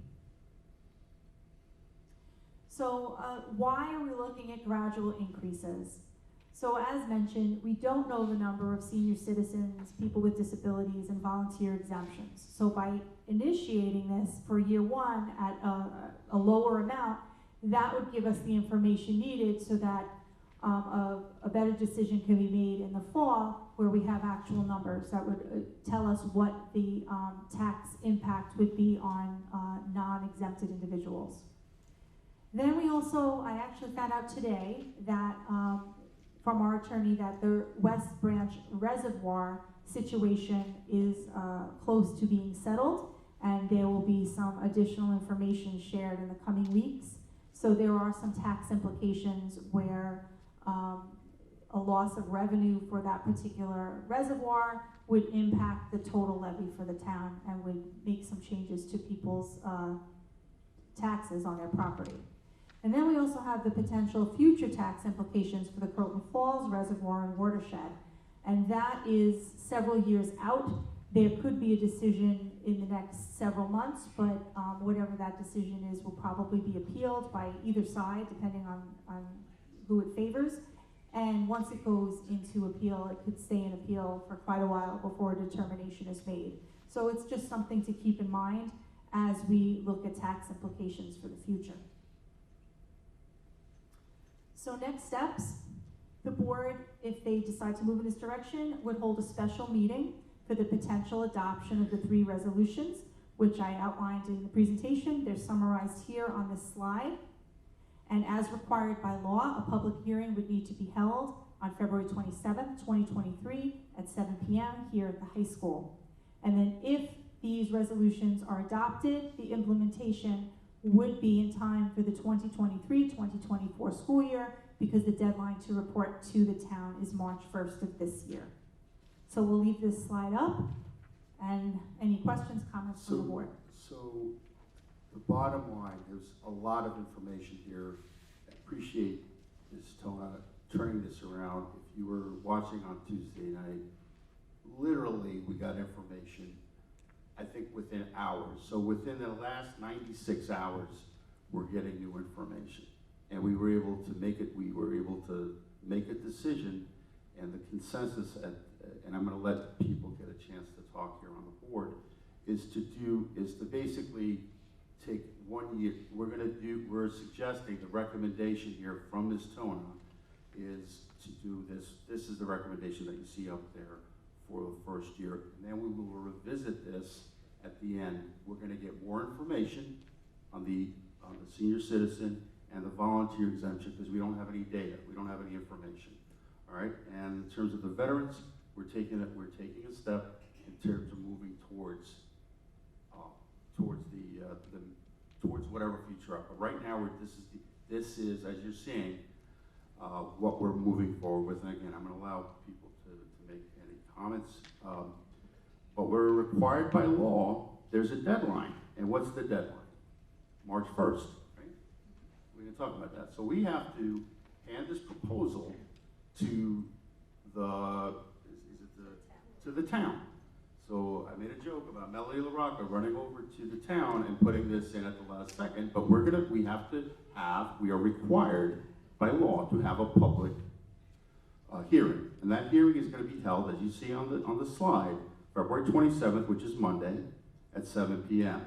And then we are planning as a board to get into a session to make the decision to go up or down. Well, basically, we're going to make a decision that day. That night, if we decide to move forward, we will hand over the recommendation. We'll hand over the information and the proper documentation to the town, and we'll move forward. So with that, anybody have any comments briefly? And we still got a little bit of things to go. Ben? Yes, sir. So, I'm speaking to the vets, because you guys are here and you've been here a lot. And, Is your mic on? is my mic on? Yeah. Now it is. All right, now it is. All right. Thanks, Mike. Go ahead. This all came on quick. Ms. Tona went through it all, it's all there. But basically we got, and I know Mr. Maxwell saw before, we had gotten you guys coming in, we had gotten the seniors looking for an exemption, and now we have the fire department, and EMT and ambulance workers. And on top of all of that, Ms. Tona, I guess, mentioned that we have some tax implications coming down with the reservoir. So this is a lot of money. It's not just you guys. So I think what we came up quickly, and we're going to discuss it more, is we want to give it, but the way to give it and the way to give it right is to start it. We wanted to start it and didn't want to make you guys wait. So it looks like we're going to start it. Everybody's going to get a little something, it looks like. And then hopefully, and again, we're working with numbers that we don't have the answer to. We don't know how much these exemptions are because the information has not been generated yet from the assessor's office or county. So we're going to start with something. It looks like we're going to get an exemption for everybody, and we'll revisit it next year and see if we can do better. So, thanks, guys. All right. Thanks, Mike. So, I also want to thank our veterans for being here, for constantly pounding the drum, and thank you for your service, first and foremost. This is literally the least we could do. I'm someone who on Tuesday was advocating to go right to the county and town level, but it's better than nothing. So I'm supportive of this, and I'm looking forward to next year to keep pushing it up. We should go right to that level. It's the least we can do for you all, for what you've done for us and our nation, and keeping us all safe. So that I'm looking to support, looking forward to the public comment on the 27th. And the one thing I will say is, for the other two exemptions, I'm looking forward to support, but we do, Trustee Martin, do have more numbers on the veterans than the other stuff. We do see what the implication would be, so that's why I was advocating for that to increase right up to that level, but nonetheless, looking forward to this support to give you all relief. It's the least we can do. Thank you for your service. All right. Thanks. Thanks, Mr. McCray. Anybody else? Mike said everything. Mike pretty much summed it all up there. All right, thank you. Again, okay, I'm just going to repeat this. So we are required by law to get this in, if we're doing this, by March 1st. We have to give we're giving notice of the public hearing on Monday, February 27th. That's, what's today? A couple of weeks, less than 2 weeks from now, at 7 o'clock. We're going to meet afterwards and make a decision. And then, assuming we move forward with this, we'll have Melanie run over to the courthouse and hand in the paperwork. We'll drive her. Okay, Adam's volunteered to drive her, and and I can't say it better than Mike, and I appreciate the comments from Trustee Martin. So with that, I'm going to move to the next item on the agenda. Okay, this is new business, and again, this is one of the, we heard some comments about this book. We are going to vote on this book. I'm going to read their resolution. This is under new business. We're going to vote whether this motion carries or not. So whereas the book, All Boys Aren't Blue, is deemed as a challenge book and is currently included in the general circulation at the high school library. Whereas placement of the book in the high school was challenged on December 16, 2021. Whereas the District Curriculum Book Committee convened, reviewed, and provided a recommendation to the Superintendent of Schools on January 14, 2023. Resolved upon the recommendation of the Superintendent of Schools, the book, All Boys Aren't Blue, remains in the high school library. Be it further resolved, upon recommendation of the Superintendent of Schools, the Board of Education approves the process of the Superintendent of Schools, providing that a parent of any student that does not wish for their student to borrow this or any book may notify the building principal or libraries in writing, and an alert will be placed on the student's account to notify the librarian during book checkout. So with that, we're going to take a roll call vote, yes or no, in terms of approving the recommendation of the superintendent. So let's just start to my left. I don't think we should remove them, but I think we have extra protections before it gets checked out. I think that should be on the book, shouldn't take a parent notification. So I can't support removing it, but I can support going it in as is. I abstain. Okay. Fernando? Sorry. Trustee Martinez? Yay. Mike? I'm fundamentally against removing any books. So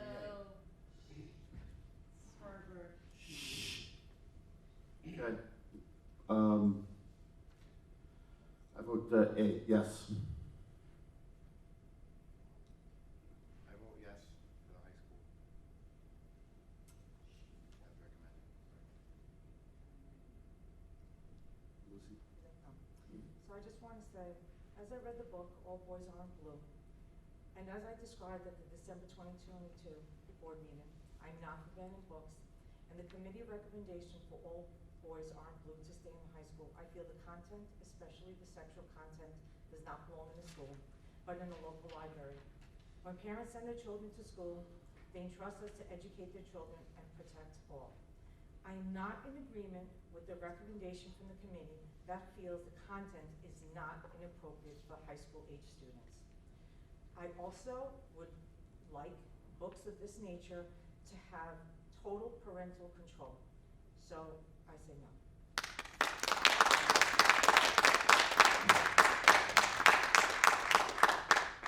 Thank you. Jonathan? Said it before on every book, don't ban books, just ask for a parent's permission. No.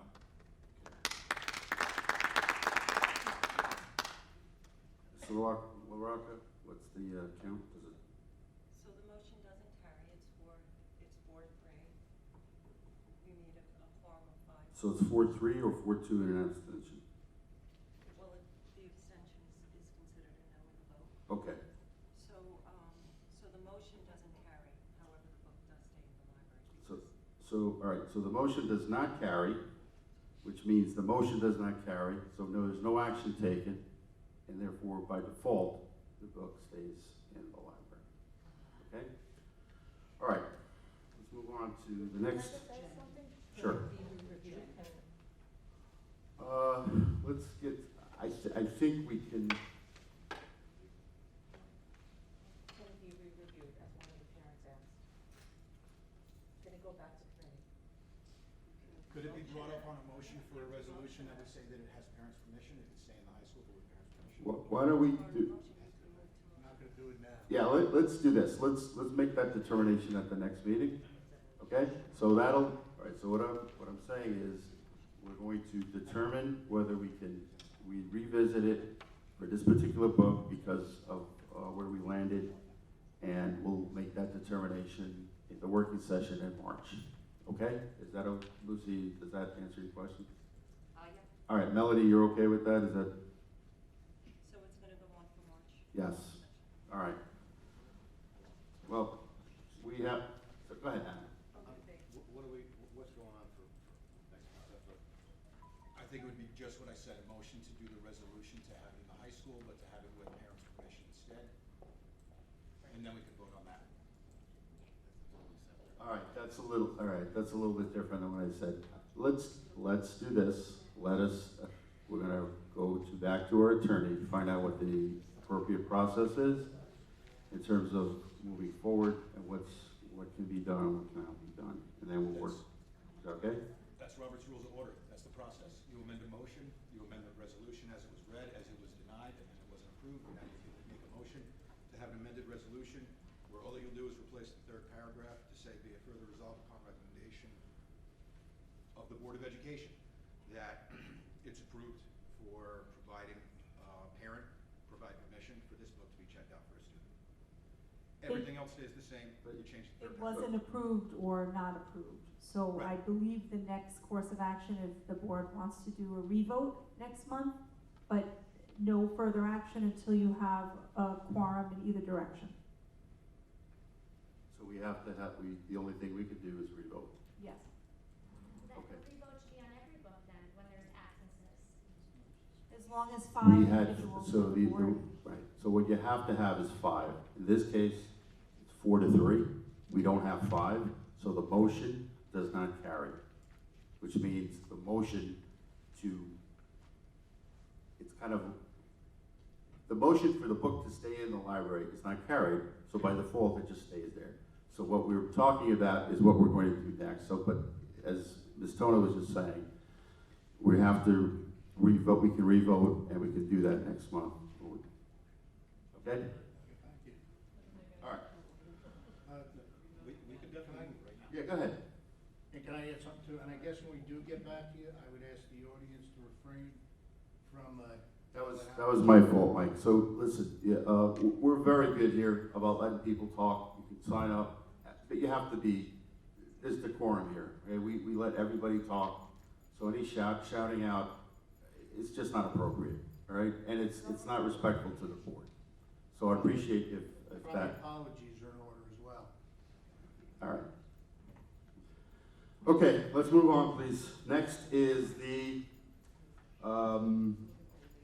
as Tanner was talking about, the motions to approve. Okay, can I get a motion to approve the unfunded mandate letter to NICED? So moved. Second, please. All right, second. Any questions? All in favor? Aye. Aye. Okay. And Melody, you can put me down as an aye because it's not lobbying the legislature. So you can put me down as an aye. All right, congrats, that's great. All right, so next one is unfunded mandate resident letter to NICED. Motion to approve. So moved. Second.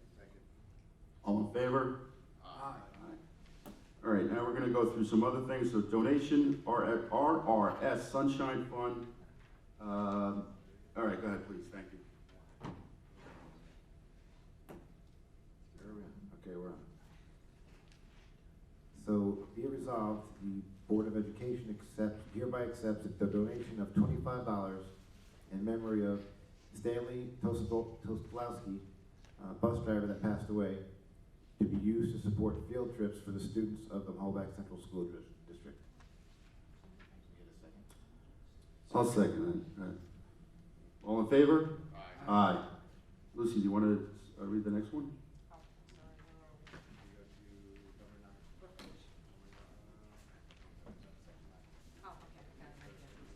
Sorry. Resolved, the Board of Education hereby accepts a squat rack worth approximately $150 to be used by the Mahopac High School football program. Thank you so much. Thank you. All in favor? Oh, wait. Sorry. Second. Motion, second, Jonathan. All in favor? Aye. All right, jumping ahead.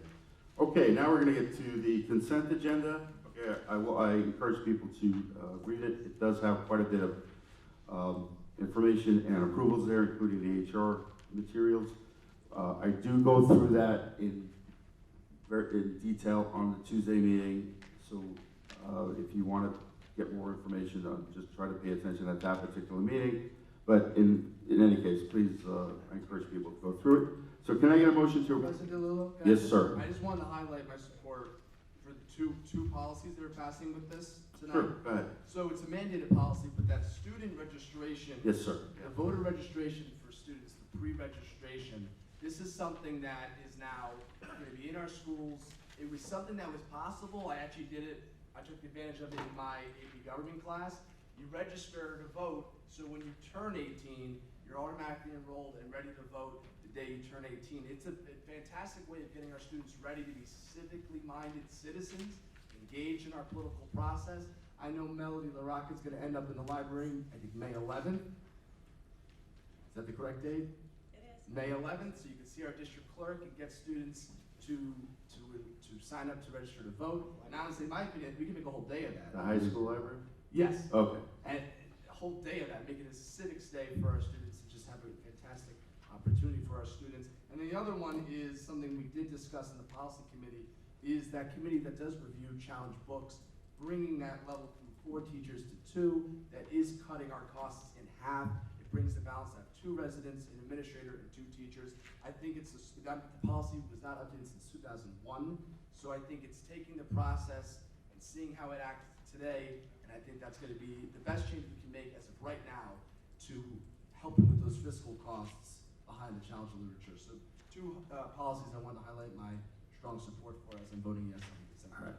Thank you very much. And yeah, I mean, I think anything we can do to just highlight the registration to vote. We talk about civic readiness and participation in the political process. That's absolutely incredibly important. And I know my older 2 kids, I forced them to vote. So you can't. Okay, so at the end. All right. So now we're going to get to public comments. I think we're going to vote on. Oh, the consent. I'm sorry. Thank you. All right. Motion to approve the consent agenda. So moved. Second. All right. We already had. Anybody have any other comments? All right. All in favor? Aye. Okay. Very good. All right. Now we're going to get to public comments. I'm going to just read this really quick. You guys know the drill already. Public comment period will not exceed 30 minutes. We ask all speakers to adhere to the policy. You have to maintain public decorum appropriate for a school, respect the 3-minute rule in terms of the timing, address me, the president of the board, conduct yourself in a civil manner. Obscene language is obviously not tolerated. Comments and questions should be made in a respectful way. The board president will, it's up to me to any comments that are derogatory, inflammatory, inappropriate, out of order, I will stop the commentary. Personal attacks or criticism of any person connected with the district will not be permitted. All right, so I don't have it up on my screen here, so do we have residents' comments? Melody? Yes, Jennifer Healy. Okay. Jennifer?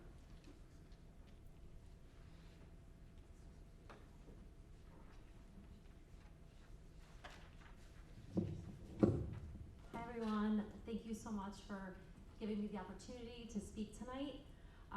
My name is Jennifer Healy. I wrote this as we, my husband's sitting in the audience, so I'm just going to read what I have here. My husband and I have been living in Mahopac for the past 14 years.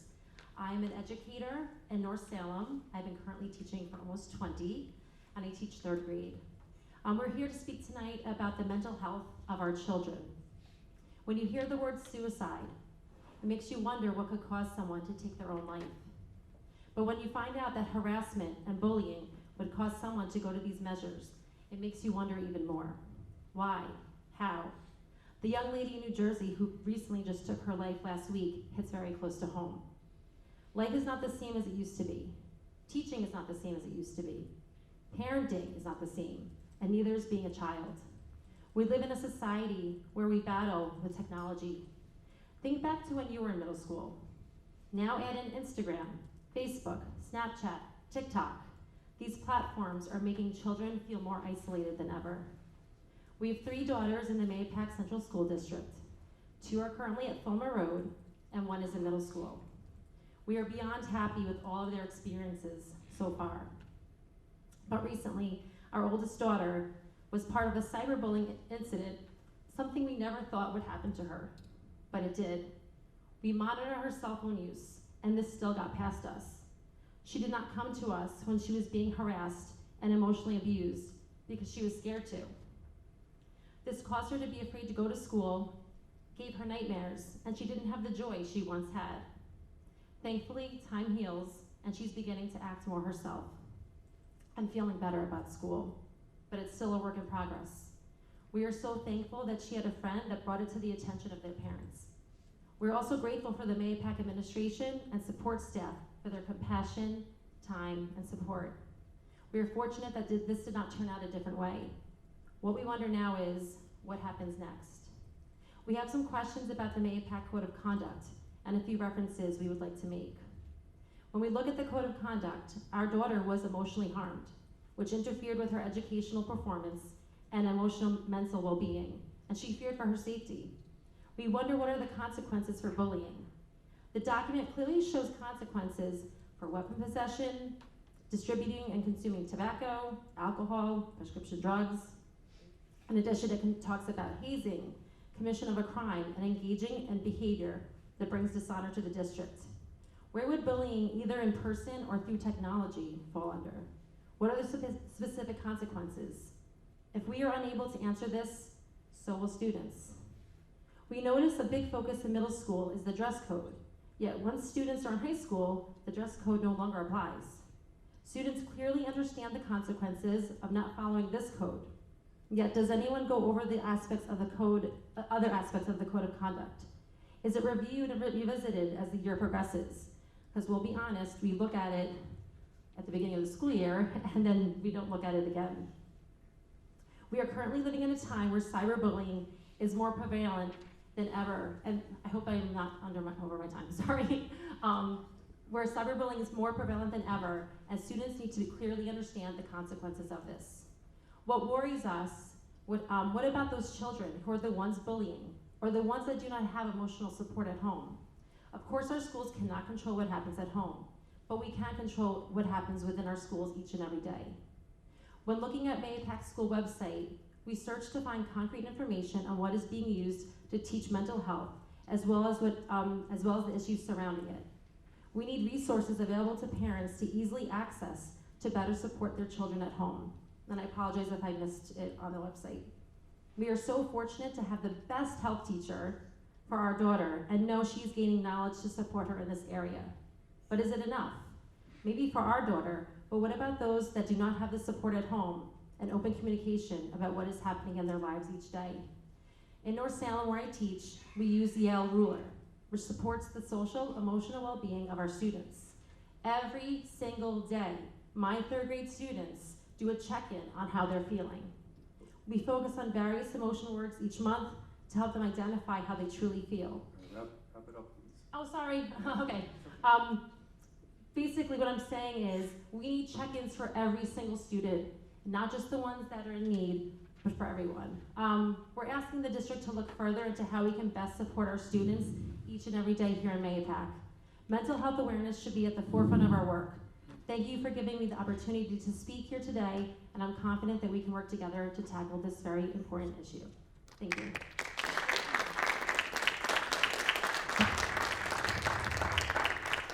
All right, so Ms. Stoner will just address some of the questions you had there.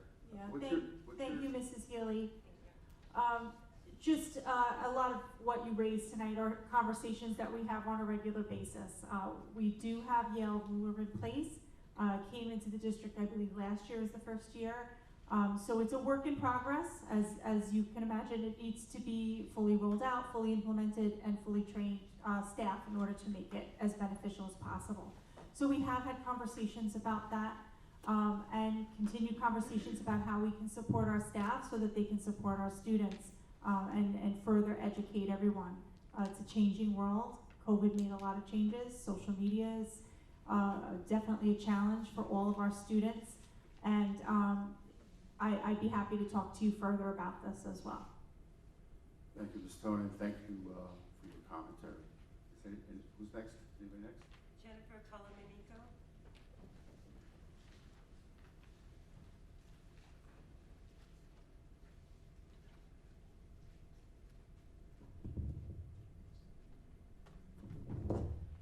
Thank you, President DeLillo and Superintendent Tona. I'm glad that I'm following Jen Healy in my remarks because I wanted to talk about mental health and the way that we're prioritizing our spending and our budget, particularly as we go into budget season. We are we're spending a lot of money on things that are not directly helping our students. I think you've addressed it in the fact that you're looking to reduce the number of people involved in the book challenges because we're spending thousands of dollars on these book challenges. Right now we don't have a social worker in the middle school to deal with incidents like she's talking about, and yet we're finding money to spend on book challenges that are being brought forth with a particular agenda, that are raising important issues, but nonetheless are wasting a lot of time and energy, and it's time that we're spending in these meetings and in community discussions. So I think we just need to be really clear about where our priorities are, budgets, our statements of our values, and we talked about our values, and I think what we need to be doing at this time of tremendous mental health challenges, there's a report this week on the number of girls feeling extreme sadness and considering suicide. I mean, this is no joke. I think you all know this, but we have to put our money where our words are, and so the budget really has to reflect those priorities. And efforts that are taken from that, I think, just need to be dealt with very honestly because it's a trade-off. And now we're having conversations, there are people out there having conversations about disregarding the state directive on the mascot. That's millions of dollars potentially. Where's that gonna come from?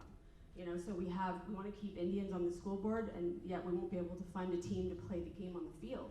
Like, really, what are we talking about here? I think we need to have an honest conversation with the community about our budget priorities, about the trade-offs that we face.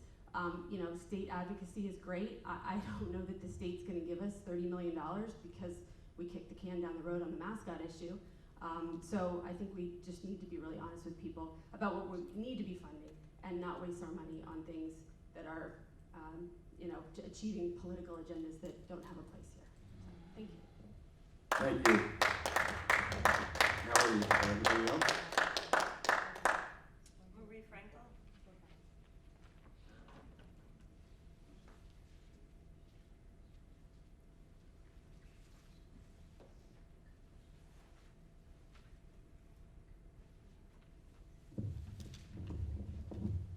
I want to thank Superintendent and the board for letting me speak today. I want to talk about a few things. The first thing is the veterans exemption. I feel the board has spent much time discussing this issue. I think it's time to make a commitment and honor their service. I think the public hearing will validate this and confirm the implementation. Regarding the two other exemptions, the senior citizen and persons with disabilities and volunteers, I feel there are unanswered questions about the financial implications. Is there a residency time required? Can you just move here to get the exemption? How is disability defined? For volunteers, must they volunteer in our community and not elsewhere? Can it be combined with the senior? Can they get the greater of both? I think that there are so many on those other two exemptions that I really think, we waited so long and we had the numbers on the veterans, and now we're so willing to jump forward on the others. I'm not sure that's correct. So that's that. Regarding the mascot, all I can say is Kansas City Chiefs, okay? If that's not offensive, I don't know why Indians are offensive. I think everyone should write to the New York State Education Department and express our concerns that the state is using their budget to force their identity politics on our school district. If we decide to do this, this is about the funding. I thought that when I read the law, the original law, in paragraph S2, it does say it should provide grants from funds appropriated for this purpose to local school districts to assist them in implementing the guidelines for this law. So I know the threat of cutting state aid to our children is a powerful threat, but most likely overreach eventually was litigated. Now the budget. It was very inspirational to see all our athletes and STEAM participants, and although I have grown children, I appreciate these accomplishments, dedication of our teachers and our students. However, I don't want to be the Nelson Peltz of MAYAPAC, but as I pointed out before, we've lost 25% of our student population and we haven't adjusted our spending. We need to embark on a program of revisiting how we do everything, from the number of people involved in all processes, to reviewing our transportation. We need to think outside the box. Perhaps we need to bring a specialist that does this. Ask each department to flowchart their work, find out where we have duplicity, where we can cut double work. The job expands to fit the time. When I was finance, we took over a company, we went over all the positions. Individuals were paid $100,000 and they didn't have a job, and I'm not kidding. You ask how this is possible. We have a $133 million budget, and I'm sure there's money to be saved. Cutting 1% should be easy, maybe even 5%. I was not encouraged by the proposed budget from our facilities manager, a 12.2% increase. Athletics proposed 5.4. We need to reduce costs. Was the need to reduce costs not communicated to the department heads? Did we not get the message last year when the budget did not pass? Cost reduction should be a priority from top down to every employee in every department. Every day I read how everything is so expensive for our community. We have to be responsive. If we cut our taxes, maybe we don't need all these other exemptions. We could just lower the people's burden. I noted that this. Franco, wrap it up, please. Okay, yeah. 30 seconds. I noticed they said something about the East Lake. Are we getting rid of that property? Are we moving everything? We can. I know Mr. Schneider said something. I don't know if that means we're going to sell it or something. We can answer that offline. Oh, okay. We need to see how the $4.3 million in federal grants was used. All right, you're about a minute over. Okay, and Putnam County has announced that because they've got $4 million in their state aid, they're not going to have any budget increase. And we received quite over $3.3 million more. So how about a decrease? All right, thank you. All right, who's next? Melissa Reardon.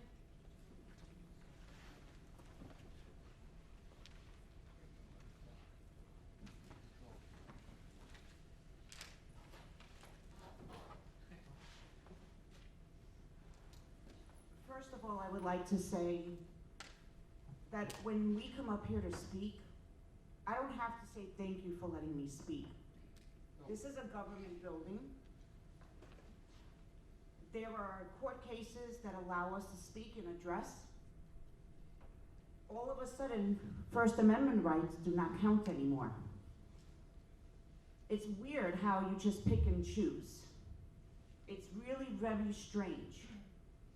But first I want to go kind of in order on something. I know there is a health fair going on in the middle school. I was very disappointed in the one in the high school talking about giving information to kids about vaccines. That's inappropriate. And I'm hoping that parents get more involved and realize what's going on inside of these schools, in Mahopac schools. They're clueless, but they are keyboard warriors out there. So many of them. Then, everybody wants to talk about feelings and all about, you know, the Native Indian, let's get rid of the name. I brought this up before. The governor vetoed a bill, okay? The Burial Site Protection Act that would have protected any, you know, remains that were left. Gone. She vetoed it last year. Does she really care? No, she does not care at all. And then last, yeah, the books. I am quite disgusted. I have never in my life could see a group of people to say this is good. Let's read about sex. I can't see a father saying, yeah, let's sit down and let's read this book together. Could you imagine Daddy's little girl sitting down with him and reading these sexual, explicit books? Some of you have children at home, grandchildren at home. In a few years, when they're in middle school and when they're in high school, they may come home with one of these books and say, hey, Dad, look, I'm reading this book, and you're going to pick it up. And you're going to be disgusted because you're a father, and that was your little princess. I don't know how any man can approve that. Shameful, absolutely shameful. All right, thank you, Ms. Reed. Anybody else? No, that's it. Okay, that's it. Just want to thank everybody for attending tonight. I want to thank everybody for the commentary. I always encourage it. We want to hear from the public. I'm going to take executive privilege here. I'm going to read a little Happy Valentine's. It was almost 2 days ago. So I want to try to end on a little softer, happy note. 2 days ago was filled with roses, chocolate hearts, and fancy dinners. But my son, the 6th grader at our great middle school, told me the other day that Valentine's Day is really about friendship. I said, wow, making friends. So I know he's a bright kid, he's 6th grader, he's very creative, but I'm pretty sure one of his teachers or the team that he's on had something to do with it. So I want to shout out to the middle school and the message of love and friendship, because that's what he's going to carry forward. Whether he decides to flirt with a girl or whatever, he knows the importance of friendship. So I'm not saying we all walk out of here holding hands and dancing out of here, but just think about that. Everyone's got opposing opinion, not everybody, but we discuss. But we're all part of the same process to help our kids get to the next level and to make them productive, working, and successful and happy. And it's more and more challenging, as some of the folks have talked about.